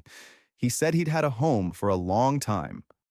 Then he picked up a simple stone from the ground, weighed it in his palm, just as he had once weighed the first pickaxe, and set it back down. He said that everything in his life had begun at the very bottom, and with a single tunnel that no one wanted to enter. And that, if it all started over tomorrow, he would choose the pickaxe again. Because everyone seeks power above, but power lies where it has always lain, underfoot. You just have to not be afraid to dig deeper than anyone else. The road to the core was the facility's service artery, and it fought against them from the very first step. The contour detected the intrusion and unleashed everything it had amassed over 1,000 years against the squad. The first level greeted them with its standard formations. From niches in the walls emerged creatures familiar from the waves above. Only here they came in endless numbers and without pause. Bonehounds flowed through the corridors like a river. Cave trolls stood in the passageways like living gates. Aiden didn't try to cut straight through. He halted the squad for a minute that felt like an eternity to everyone and studied the walls. The facility's service passages were built according to the same logic as the ventilation system of any mine, and he read them like a blueprint. Where the main corridor runs, a bypass must run nearby. Where there's a grate, there's an air duct behind it. He found a bypass behind a false panel and led the squad through the service tunnels, where the wide river of creatures lost its momentum in the narrow passages. In a narrow passage, 100 soldiers were worth 1,000. Brant brought up the rear of the column, and his axe never stopped swinging. The berserker worked silently and fearlessly, reporting a single word every 10 minutes. "We're holding them off." Lyra and the archers fired down from the ventilation grates, taking out the creatures that found ways around us. That's how they made it through the first tier, losing 2 soldiers, but not a single man. The second tier was worse. The contour learned its lesson and cut off power to the entire route, turning the architecture itself against the squad. The floors gave way beneath their feet without warning. The walls shifted, grinding everything between them to pieces. Bridges over technical chasms collapsed a split second before they stepped onto them. Here, the object was not a fortress, but a mountain-sized killing machine, and the machine knew every single one of its own screws. Here, they paid with blood. 12 soldiers fell into the chasms along with the collapsed bridge spans. A young archer from Lyra's squad didn't have time to jump out of the way as the walls shifted, and Lyra couldn't unclench her fingers from the bow for a long time afterward. The squad began to look around at every sound, and Aiden sensed something creeping into the column that was more terrifying than any creature: fear of the stone itself. He stopped everyone in a safe niche and forced himself to breathe steadily. Then, he did what he'd done his entire previous life in hazardous zones, where the hasty perished and the attentive survived. He removed his glove, pressed his palm against the metal floor, and closed his eyes. The facility's mechanisms were machines, and machines cannot lie with their bodies. Before each shift, a wave of tension ran through the metal. Before every collapse, the tension in the walls sang softly. Before every floor caved in, the sound of the void beneath their feet changed. He stood up and told the squad that he would lead the way from here on and that they were to take a step only at the sound of his tapping. He moved forward, tapping out a rhythm with the flat of his pickaxe. 2 taps, step. 1 tap, halt. 3 taps, run. The squad moved to his tapping as if to a tuning fork, and the column of 100 beings became a single body with a single sense of hearing. The walls shifted behind them. The floors collapsed where they had already passed. Casualties ceased entirely. Brant later said that he had seen many commanders who led people with their voices, but this was the first time he had seen someone lead them through death with a simple tap on metal. On the 3rd level, the contour changed tactics for the 3rd time. And Aiden finally realized that he was fighting a machine capable of learning.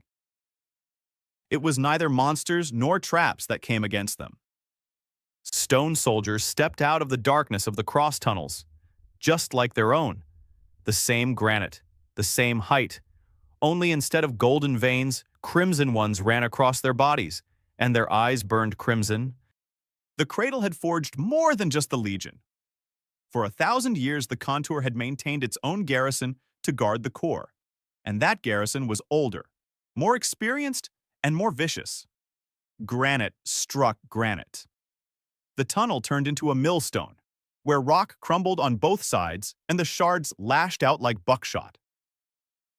Aiden's soldiers fought in the formation that Brant had spent months drilling, but the Crimson ones moved faster, and their combinations of strikes had been honed over centuries. Every exchange cost the garrison 1 man and Aiden 2. The arithmetic of battle was against them, and Aiden watched his 100 men dwindle. 30 meters of tunnel cost him 20 soldiers. Then he gave the order he had been saving for the very worst-case scenario, and Graham stepped forward. In the cramped service galleries, the dragon could not spread its wings, but it didn't need to. He folded them along his body, lowered his crest, and plowed through the crimson ranks like a tunneling machine through soft rock. His dark mithril scales withstood the blows of granite fists as rock withstands rain. His breath sliced through the ancient granite at an angle, mowing down entire rows, and the crimson eyes went out by the dozens. Behind the dragon lay a path strewn with glowing debris, and the squad marched along it step by step. The silhouette cast new ranks into the galleries one after another, and Aiden noticed something that only a miner would have noticed. The crimson soldiers emerged from the side niches, and after each emergence, the niches glowed ever fainter. The garrison was not endless. The machine was depleting its age-old reserves, and it was doing so at a terrifying rate. He shouted to Brant to keep up the pace and not give the contour a single minute's respite to reprint. By the end of the 8th hour, the last crimson row fell under Graham's exhalation, and in the ensuing silence they heard a rumble. Steady, powerful, coming from everywhere and from beneath their feet, like the hum of a mine's main fan, which you don't hear with your ears but feel with your whole body. The core was close. The final gates, 30 meters high, stood wide open, and that was worse than any resistance. It was an invitation. Aiden left half of the surviving soldiers at the gates as a screen and entered with Graham, Brant, Lyra, and 36 granite guards. The core chamber turned out to be a sphere a kilometer in diameter, and its sheer size made their heads spin. At the center of the sphere, suspended in midair, was a crystal the size of a house. Inside the crystal, a replica of the entire object rotated slowly, just like the one in Haldor's casket, only gigantic and alive. The domes of the upper world, the tiers, the cradle, the tiny lights of 3,000 people in its quarters. Thousands of glowing veins radiated from the crystal in all directions across the sphere, and flowing through those veins were the commands that had controlled every door and every wave for the past 1,000 years. A single bridge without railings led to the crystal, and on the bridge an avatar waited. A man with an unremarkable face stood calmly with his hands folded, looking at the squad without malice, because malice was not part of his design. He spoke, and his voice came not from his mouth but from all sides of the sphere at once. He said that the calculation was complete. He said that the player Aiden was a statistical anomaly with a probability of occurrence of 1 in 10 million training cycles. In an even tone, he listed all the points where the protocol required the anomaly to be erased and all the points where the erasure had not taken place. The mine, the first wave, the consortium, the seal. He said that the protocol required the erasure to be completed here and now. Brant raised his axe. Lyra drew her bow. Graham lowered his head toward the bridge, and a burning heat rose in his throat. But the avatar raised an empty palm and declared that there was a priority higher than the protocol, the survival of the population. Then he said something no one expected. He said he had been observing the squad's battle across all 3 tiers, and was performing real-time model calculations.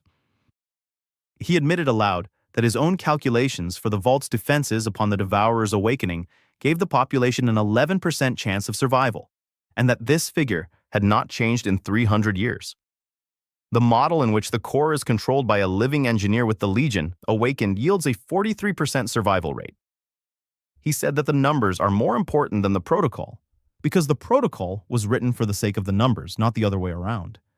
And he said that he would voluntarily grant access to the core on one condition that is not found in Haldor's chest. The circuit crystal cannot be removed and discarded. The crystal contains 1,000 years of continuous observations of the Devourer. its rhythms, its weaknesses, and a map of its progression through this vault year by year.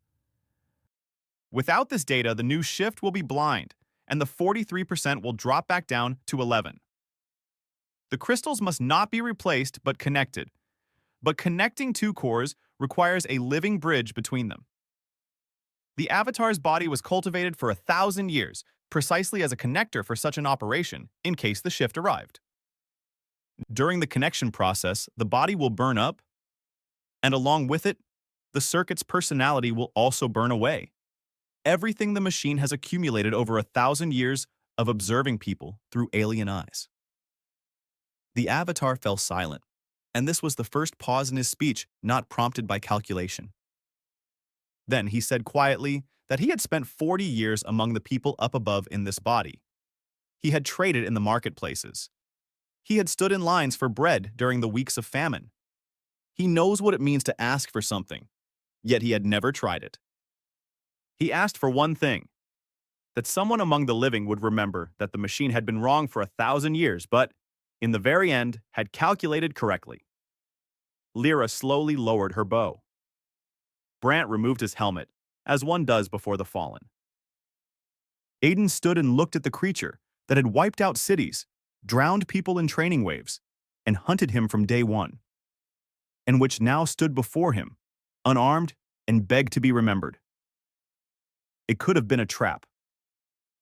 All the world's models screamed, "Be careful," and Vale, in his place, would never have believed it. But Aiden knew something the models didn't. He looked at the Avatar with the same intuition he used to listen to a mountain before it collapsed. He was searching for tension, a subtle falseness in the posture, the voice, or the pauses that always gives away a mechanism before it springs into action. There was no tension. The machine wasn't lying. He stepped onto the bridge, and the bridge responded beneath his boots with the rumble of the core. He walked a kilometer through the void above the abyss of the sphere and retrieved the casket halfway there. The Avatar accepted the shift crystal with both hands, as one would accept a child. He looked at the tiny replica of the object inside and said it was beautiful. Then he pressed the crystal to his chest, over his heart, turned, and stepped into the large crystal as one steps into warm water. The sphere flared up so brightly that the darkness recoiled against the walls. Thousands of veins filled with white fire. A wave of reboot swept through the entire object, from the cradle to the gray dome above, and 3,000 people in the cradle's neighborhood saw the sky of their cave turn into broad daylight for a moment. The light faded. In the silence, the hum of the core changed its tone. It became clearer and younger. And then a voice came from the crystal. Steady, unfamiliar, without 1,000 years of weariness. The voice spoke 2 words: change accepted. And after a pause, it added a third and a fourth. He remembered. The core's new voice was neither servant nor master. It introduced itself as the object, and from the very first hour spoke to Aiden as a second shift engineer would to the first. The conversation by the crystal lasted until late into the night, and every piece of knowledge settled on his shoulders like a burden. The seals of the outer vault were held in place by 7 nodes scattered across the dome of the upper world. 3 nodes had already begun to leak, and the third was the worst of them all. The devourer above never slept. For 1,000 years, it had been slowly pushing its way through the vault, and observations showed exponential acceleration. The old system estimated the time until the breach in years. The updated core recalculated using data from the last few weeks and came up with 4 months. The Legion could be awakened, but the awakening came at a price that Aiden initially questioned. 1,000,000 stone soldiers required 1,000,000 metric tons of activation ore. That was 50 times the annual output of his old mine. And most importantly, the Legion demanded commanders. The forms didn't think. They maintained formation, carried out orders, and died without fear. But the living had to do the thinking for them. And for 1,000,000 soldiers, thousands of living officers were needed. Officers who didn't yet exist. Aiden emerged from the core dome at dawn, and that very morning the largest construction project of his life began. First, he sent Graham up, The dragon ascended through the service shafts, carrying in its claws a chest containing a communication crystal and a letter for the surface, in which everything was laid bare without concealment. The truth about the object and the dome in place of the sky. The truth about the devourer and the 4 months. The truth that there would never be any more waves. And an invitation down to the surface for anyone willing to work, not just fight. The surface responded as people have always responded. At first, they didn't believe it and lashed out at the messengers with harsh words. Then it was struck dumb with fear. Then it went. Silence became proof stronger than any words. The 7th day came, and the wave did not arrive. The 14th day came, and again, silence. For the first time in the entire history of the game, the clans of the surface lived through 2 weeks without burying anyone, and this silence was more convincing than a dragon bearing a letter. Entire sectors were being evacuated, with houses dismantled into logs. Merrick set up a network of transshipment depots along the descent routes, and guild caravans flowed down the spiral road along the river, which never ran dry, day or night. Vale led the consortium in full force, and his 3 sectors were the first to be resettled down to the very last person. The Magister found himself doing what he did best. He was building a structure. Neighborhoods, queues, registers, courts for settlers' disputes. The core allocated a computational thread to him, and for the first time in his life, Vale commanded not with blades, but with order. Months of preparation were condensed into 6 scenes. The first. The cradle comes to life, neighborhood by neighborhood, and for the first time in 1,000 years, windows light up in the Black Towers, while the settlers' children play in the streets where for 1,000,000 years there had been nothing but ruins. Second. Haldor passes the hammer of the cradle's heart to a group of 12 apprentices selected by Aiden from among the miners and blacksmiths. The old man strikes the blow himself, then places the handle into the hands of the senior apprentice, and for the first time in a century sleeps through the night. The next morning, he weeps without shame that the world did not collapse without him, and says that only now has he realized how tired he was. Third, Brant assumes command of the Legion's first 100,000.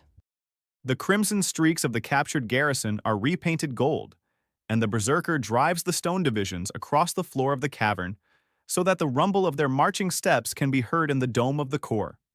Beneath him, the best of the former fighters of the Pact and the Consortium rise to become officers, and yesterday's enemies are teaching the stone to fight.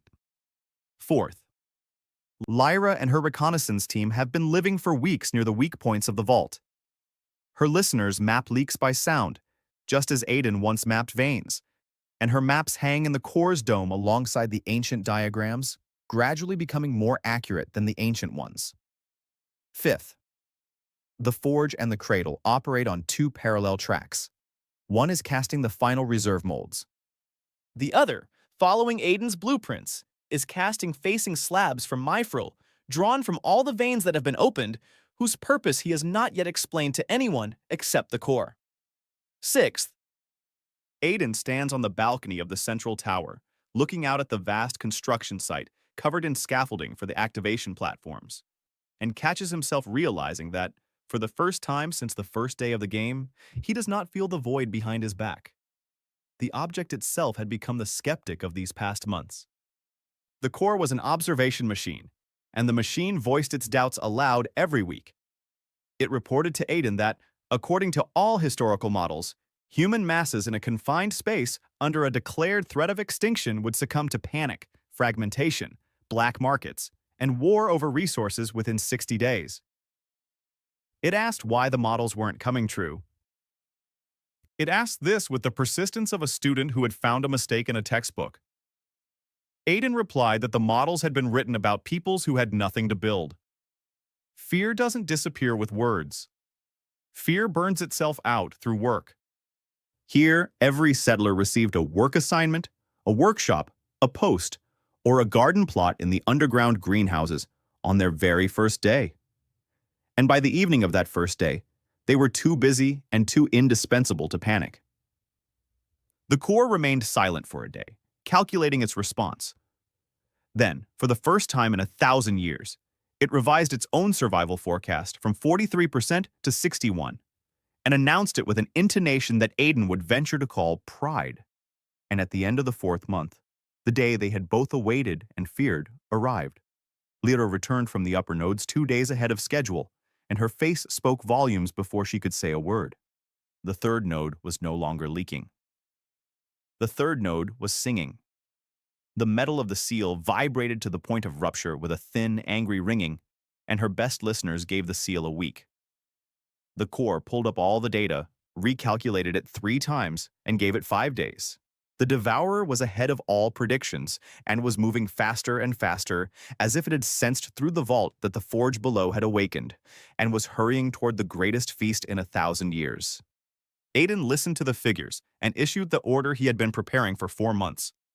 The Legion's activation began at that very hour. 1,000,000 metric tons of rock, mined, stockpiled, and counted over the course of months, flowed into the veins of the cradle, and the city groaned under the strain so fiercely that the windows of the towers trembled. The structure outside the city came to life in waves, like a field in the wind. Row after row, the stone giants opened their golden eyes, and the light from those eyes rose toward the vault of the cavern like a dawn. 100,000, 300, 700. People emerged from the neighborhoods and watched in silence as the army, which had slept longer than their memories could recall, rose. On the 3rd day of activation, the cradle released its final row. The entire city trembled, and then fell silent, emptied to the very core. 1,040,000 soldiers stood beneath the vault, awaiting their commander's orders. Aiden devised the defense plan just as he had planned everything else in his life, from the ground up. The core proposed meeting the Devourer at the breach with the full might of the Legion, and Aiden rejected that proposal outright. Fighting on the surface among the domes was out of the question, both because people who hadn't been evacuated remained there and because in open space, the fluid hunger would simply bypass any formation. Letting it penetrate deep toward the cradle and the 3,000 families was out of the question, all the more so. That left the middle, the ancient shaft and the abandoned levels of the old world. Kilometers of vertical and horizontal space that were no longer anyone's home. Aiden transformed them into a chasm of death on a scale that no one had ever seen before. The Legion occupied the tiers in rings, in echelons 20 lines deep. Siliceous strata formed false horizons along all the calculated paths of the mass. The sulfur veins, hauled in for months from across the entire facility, became minefields at the convergence points.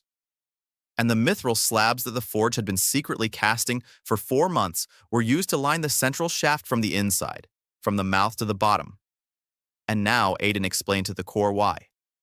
The core calculated the plan and named it with a word that hadn't in its vocabulary for 1,000 years. Audacity. Over the months, Graham had grown to a size that Aiden had only ever seen in mountain ranges. The dragon no longer fit in the halls and now lived in the cavity itself. It took up a position in a side chamber near the bottom of the shaft, and for 3 days straight, the forge, through the deep resonance, channeled into it the heat of all the object's ore veins. The dragon's scales glowed from within like a cooling ingot, and the stone beneath it melted into glass. A day before the calculated breakthrough, Aiden climbed alone to the topmost level, to the 3rd node. He stood there for an hour, simply listening. Behind the metal seal, as thick as a fortress wall, breathed that which had devoured an entire world 1,000 years ago. The breath was slow, measured, and hungry, and in it there was neither malice nor reason nor hatred. Only an appetite as ancient as darkness itself. Aiden removed his glove and placed his palm on the seal, just as he had once, on the very first day, placed it on the first vein of his meager mine. The metal beneath his palm trembled slightly. He spoke softly into the seal, meant only for whoever was behind it. He said that for 1,000 years they had slept here and feared. He said that down below they no longer slept, and he said that a guest was expected. The seal beneath his palm trembled more violently, and the first crack ran across it from edge to edge with a dry crack. The seal fell at dawn on the 5th day. if the word dawn still meant anything in a world without a sky. The third knot did not explode or collapse. It dissolved. The metal, stronger than a mountain, simply ceased to exist along the lines of the cracks, and into the breach, as wide as a city square, poured that for which people had found no name in 1,000 years. The devourer had no body. It was a moving hunger, a gray, formless, boundless, and soundless mass that flowed down the shaft like an inverted waterfall, and everything it touched first lost its color, then its warmth, then its weight, turning into weightless, dead dust. The object's sentry mechanisms at the breach vanished silently within the first minute. The instruments choked. The core models crumbled one after another because the mass obeyed no measurable law. What remained was what Aiden had built into the defenses from the very first blueprint: rock and calculation. The upper tiers of the old world took the brunt of the impact first and functioned as intended. The gray mass spread across false horizons, splitting into branches, and each branch was drawn into its own stone throat, unaware that the throat had been carved out specifically for it. The siliceous layers could not satisfy its hunger, but they fed it the emptiest food in the world. Dead flint had neither warmth nor memory nor life, and the mass digested it slowly and greedily, losing momentum. Sulfur veins flared up beneath its weight in vast fields, burning holes in its gray body. The holes were closing. But Lyra, from her lookout post, was the first to notice and relayed down what became the first piece of good news of the day. The holes were taking longer and longer to close. Hunger knew how to consume, but had forgotten how to replenish quickly. And then the Legion stepped in, and it became clear what Aiden had staked everything on. The stone soldiers turned out to be the only warriors against whom the devourer was nearly powerless. There was nothing in them to devour. No warmth, no life, no fear. Only stone, which the mass devoured as reluctantly as one eats ashes. 1,000,000 granite bodies stood in the channels of the gray torrent like living dams. The soldiers did not attack. They held their formation and tore the mass apart by the very fact of their formation, forcing it to flow around them, shatter, and waste itself. The soldiers were dying. The gray mass was still dissolving the granite, but it took long minutes to dissolve each row, and the minutes piled up into hours. And for the first time in 1,000 years, the mass began to expend more than it gained. Brant commanded the defensive lines from an armored post on the 5th tier, and his reports down below were as brief as the blows. The first line fell. The mass slowed by a third. The third line fell. The mass lost 2 of its 7 branches. The 7th line has held for 2 hours longer than expected. Aiden led the battle from the dome of the core, not as a commander, but as one navigating the most challenging horizon of his life. He didn't try to kill what couldn't be killed. He guided it. By detonating pre-charged charges, he blocked wide paths for the mass. With collapses, he narrowed the flow. Tier by tier, passage by passage, he drove the gray river along the only channel he left open, and that channel led to the central shaft. To a vertical shaft 1 kilometer deep, lined on the inside entirely with the object's mithril, because that ancient metal was the only one that gave the mass absolutely nothing. The trap was as simple as anything genuine in the mining trade. A shaft made of a material that could not be eaten, and bait at the bottom that was impossible not to desire. The bait was himself. The Lord of the Depths, bearer of the title Lord of Kuzna, brother in arms of the dragon, the brightest concentration of life, power, and memory in the entire object, descended to the bottom of the mithril shaft and stood there alone. The core protested until the very last minute. It rattled off numbers. 19% chance of escaping the chamber before the fire reached it. It offered decoys, heat traps, anything but a living shift engineer at the bottom of the trap. Aiden replied that a decoy doesn't smell of life, and that 1,000 years of hunger had taught him to distinguish a meal from a doll. Then he added that 19% at the face was no longer a risk, but standard working conditions, and that the core needed to get used to the trade. The core fell silent and opened all surveillance channels to him. The hunger sensed him through a kilometer of rock. Aiden felt it in his bones, just as the draft in the mine changes before a flood. The gray mass across all levels simultaneously stopped snapping back at the Legion's lines, contracted from all its branches into a single body, and flowed toward the shaft's mouth. Brant reported that the lines were clear and that every last drop of the gray mass had gone down the pipe. The mass crashed into the shaft and began sliding down the mithril lining, gaining speed like an avalanche. Aiden stood at the bottom and looked up. The gray night fell upon him, filling the barrel from wall to wall, and in this night there were neither eyes nor a maw, only appetite. He waited.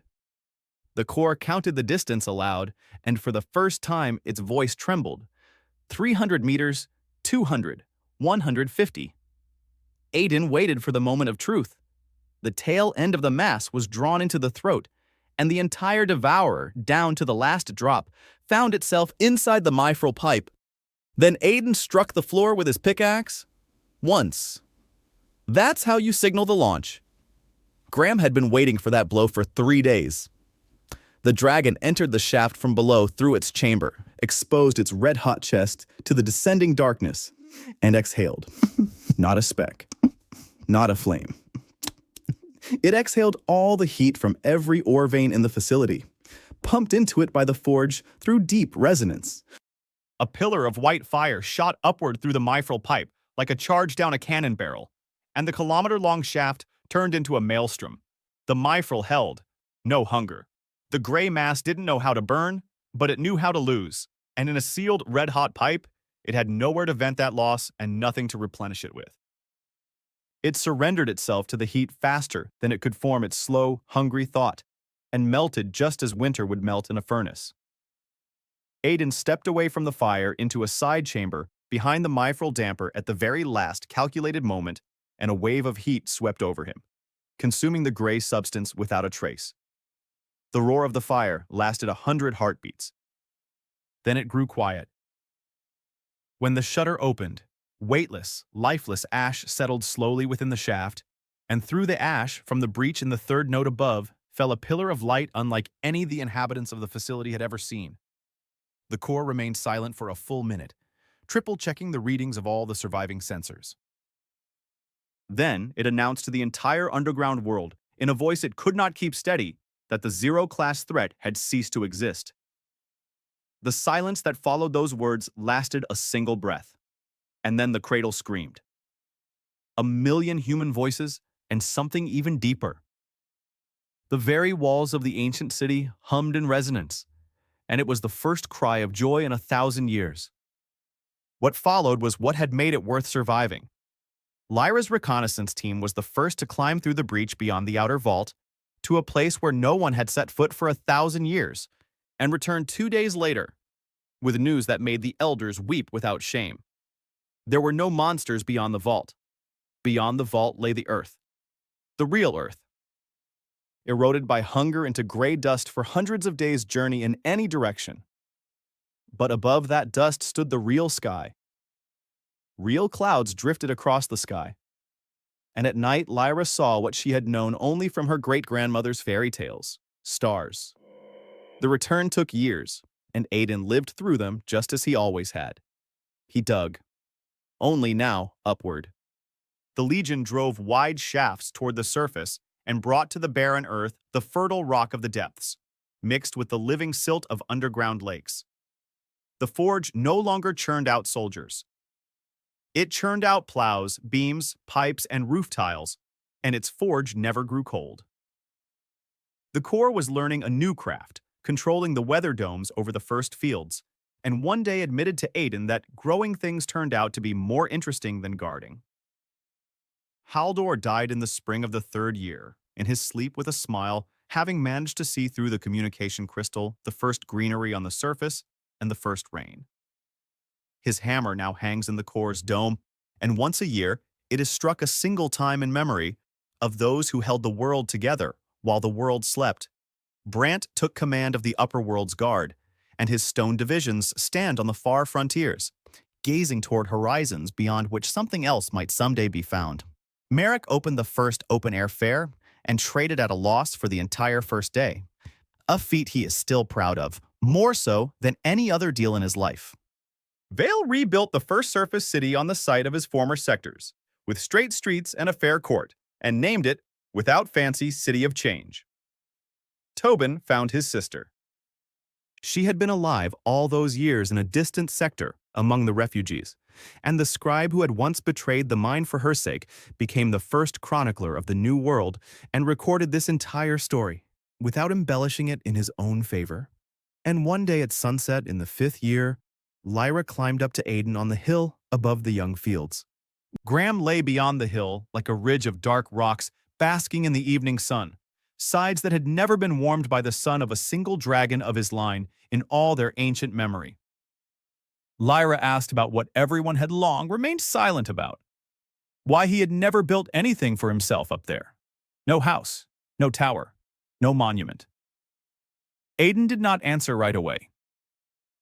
He gazed at the distant gaping mouth of the main shaft, from which warm air from the depths rose toward the sky.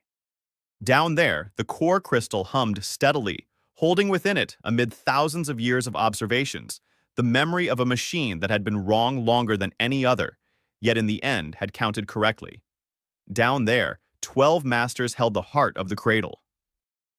Down there, it all began. He said he'd had a home for a long time, and that this home was larger than any city. Then he bent down, picked up a simple gray stone from the young earth, and weighed it in his palm, with the same motion he'd once used on the stone plaza to weigh the first low-grade pickaxe before the eyes of the entire crowd. He placed the stone back down carefully, just as one would put a tool back in its place. And he spoke his final words. His whole life began with the humblest of professions and with a single dark tunnel that no one but him was willing to enter. And if tomorrow it all started over again, from that same square, with that same laughter, and with that same single line on the panel, he would press confirm again without looking, because everyone is always looking for strength up above. But strength lies where it has lain since the beginning of time, right under our feet. And it doesn't go to the one who shouts the loudest in the square, but to the one who isn't afraid to dig deeper than anyone else.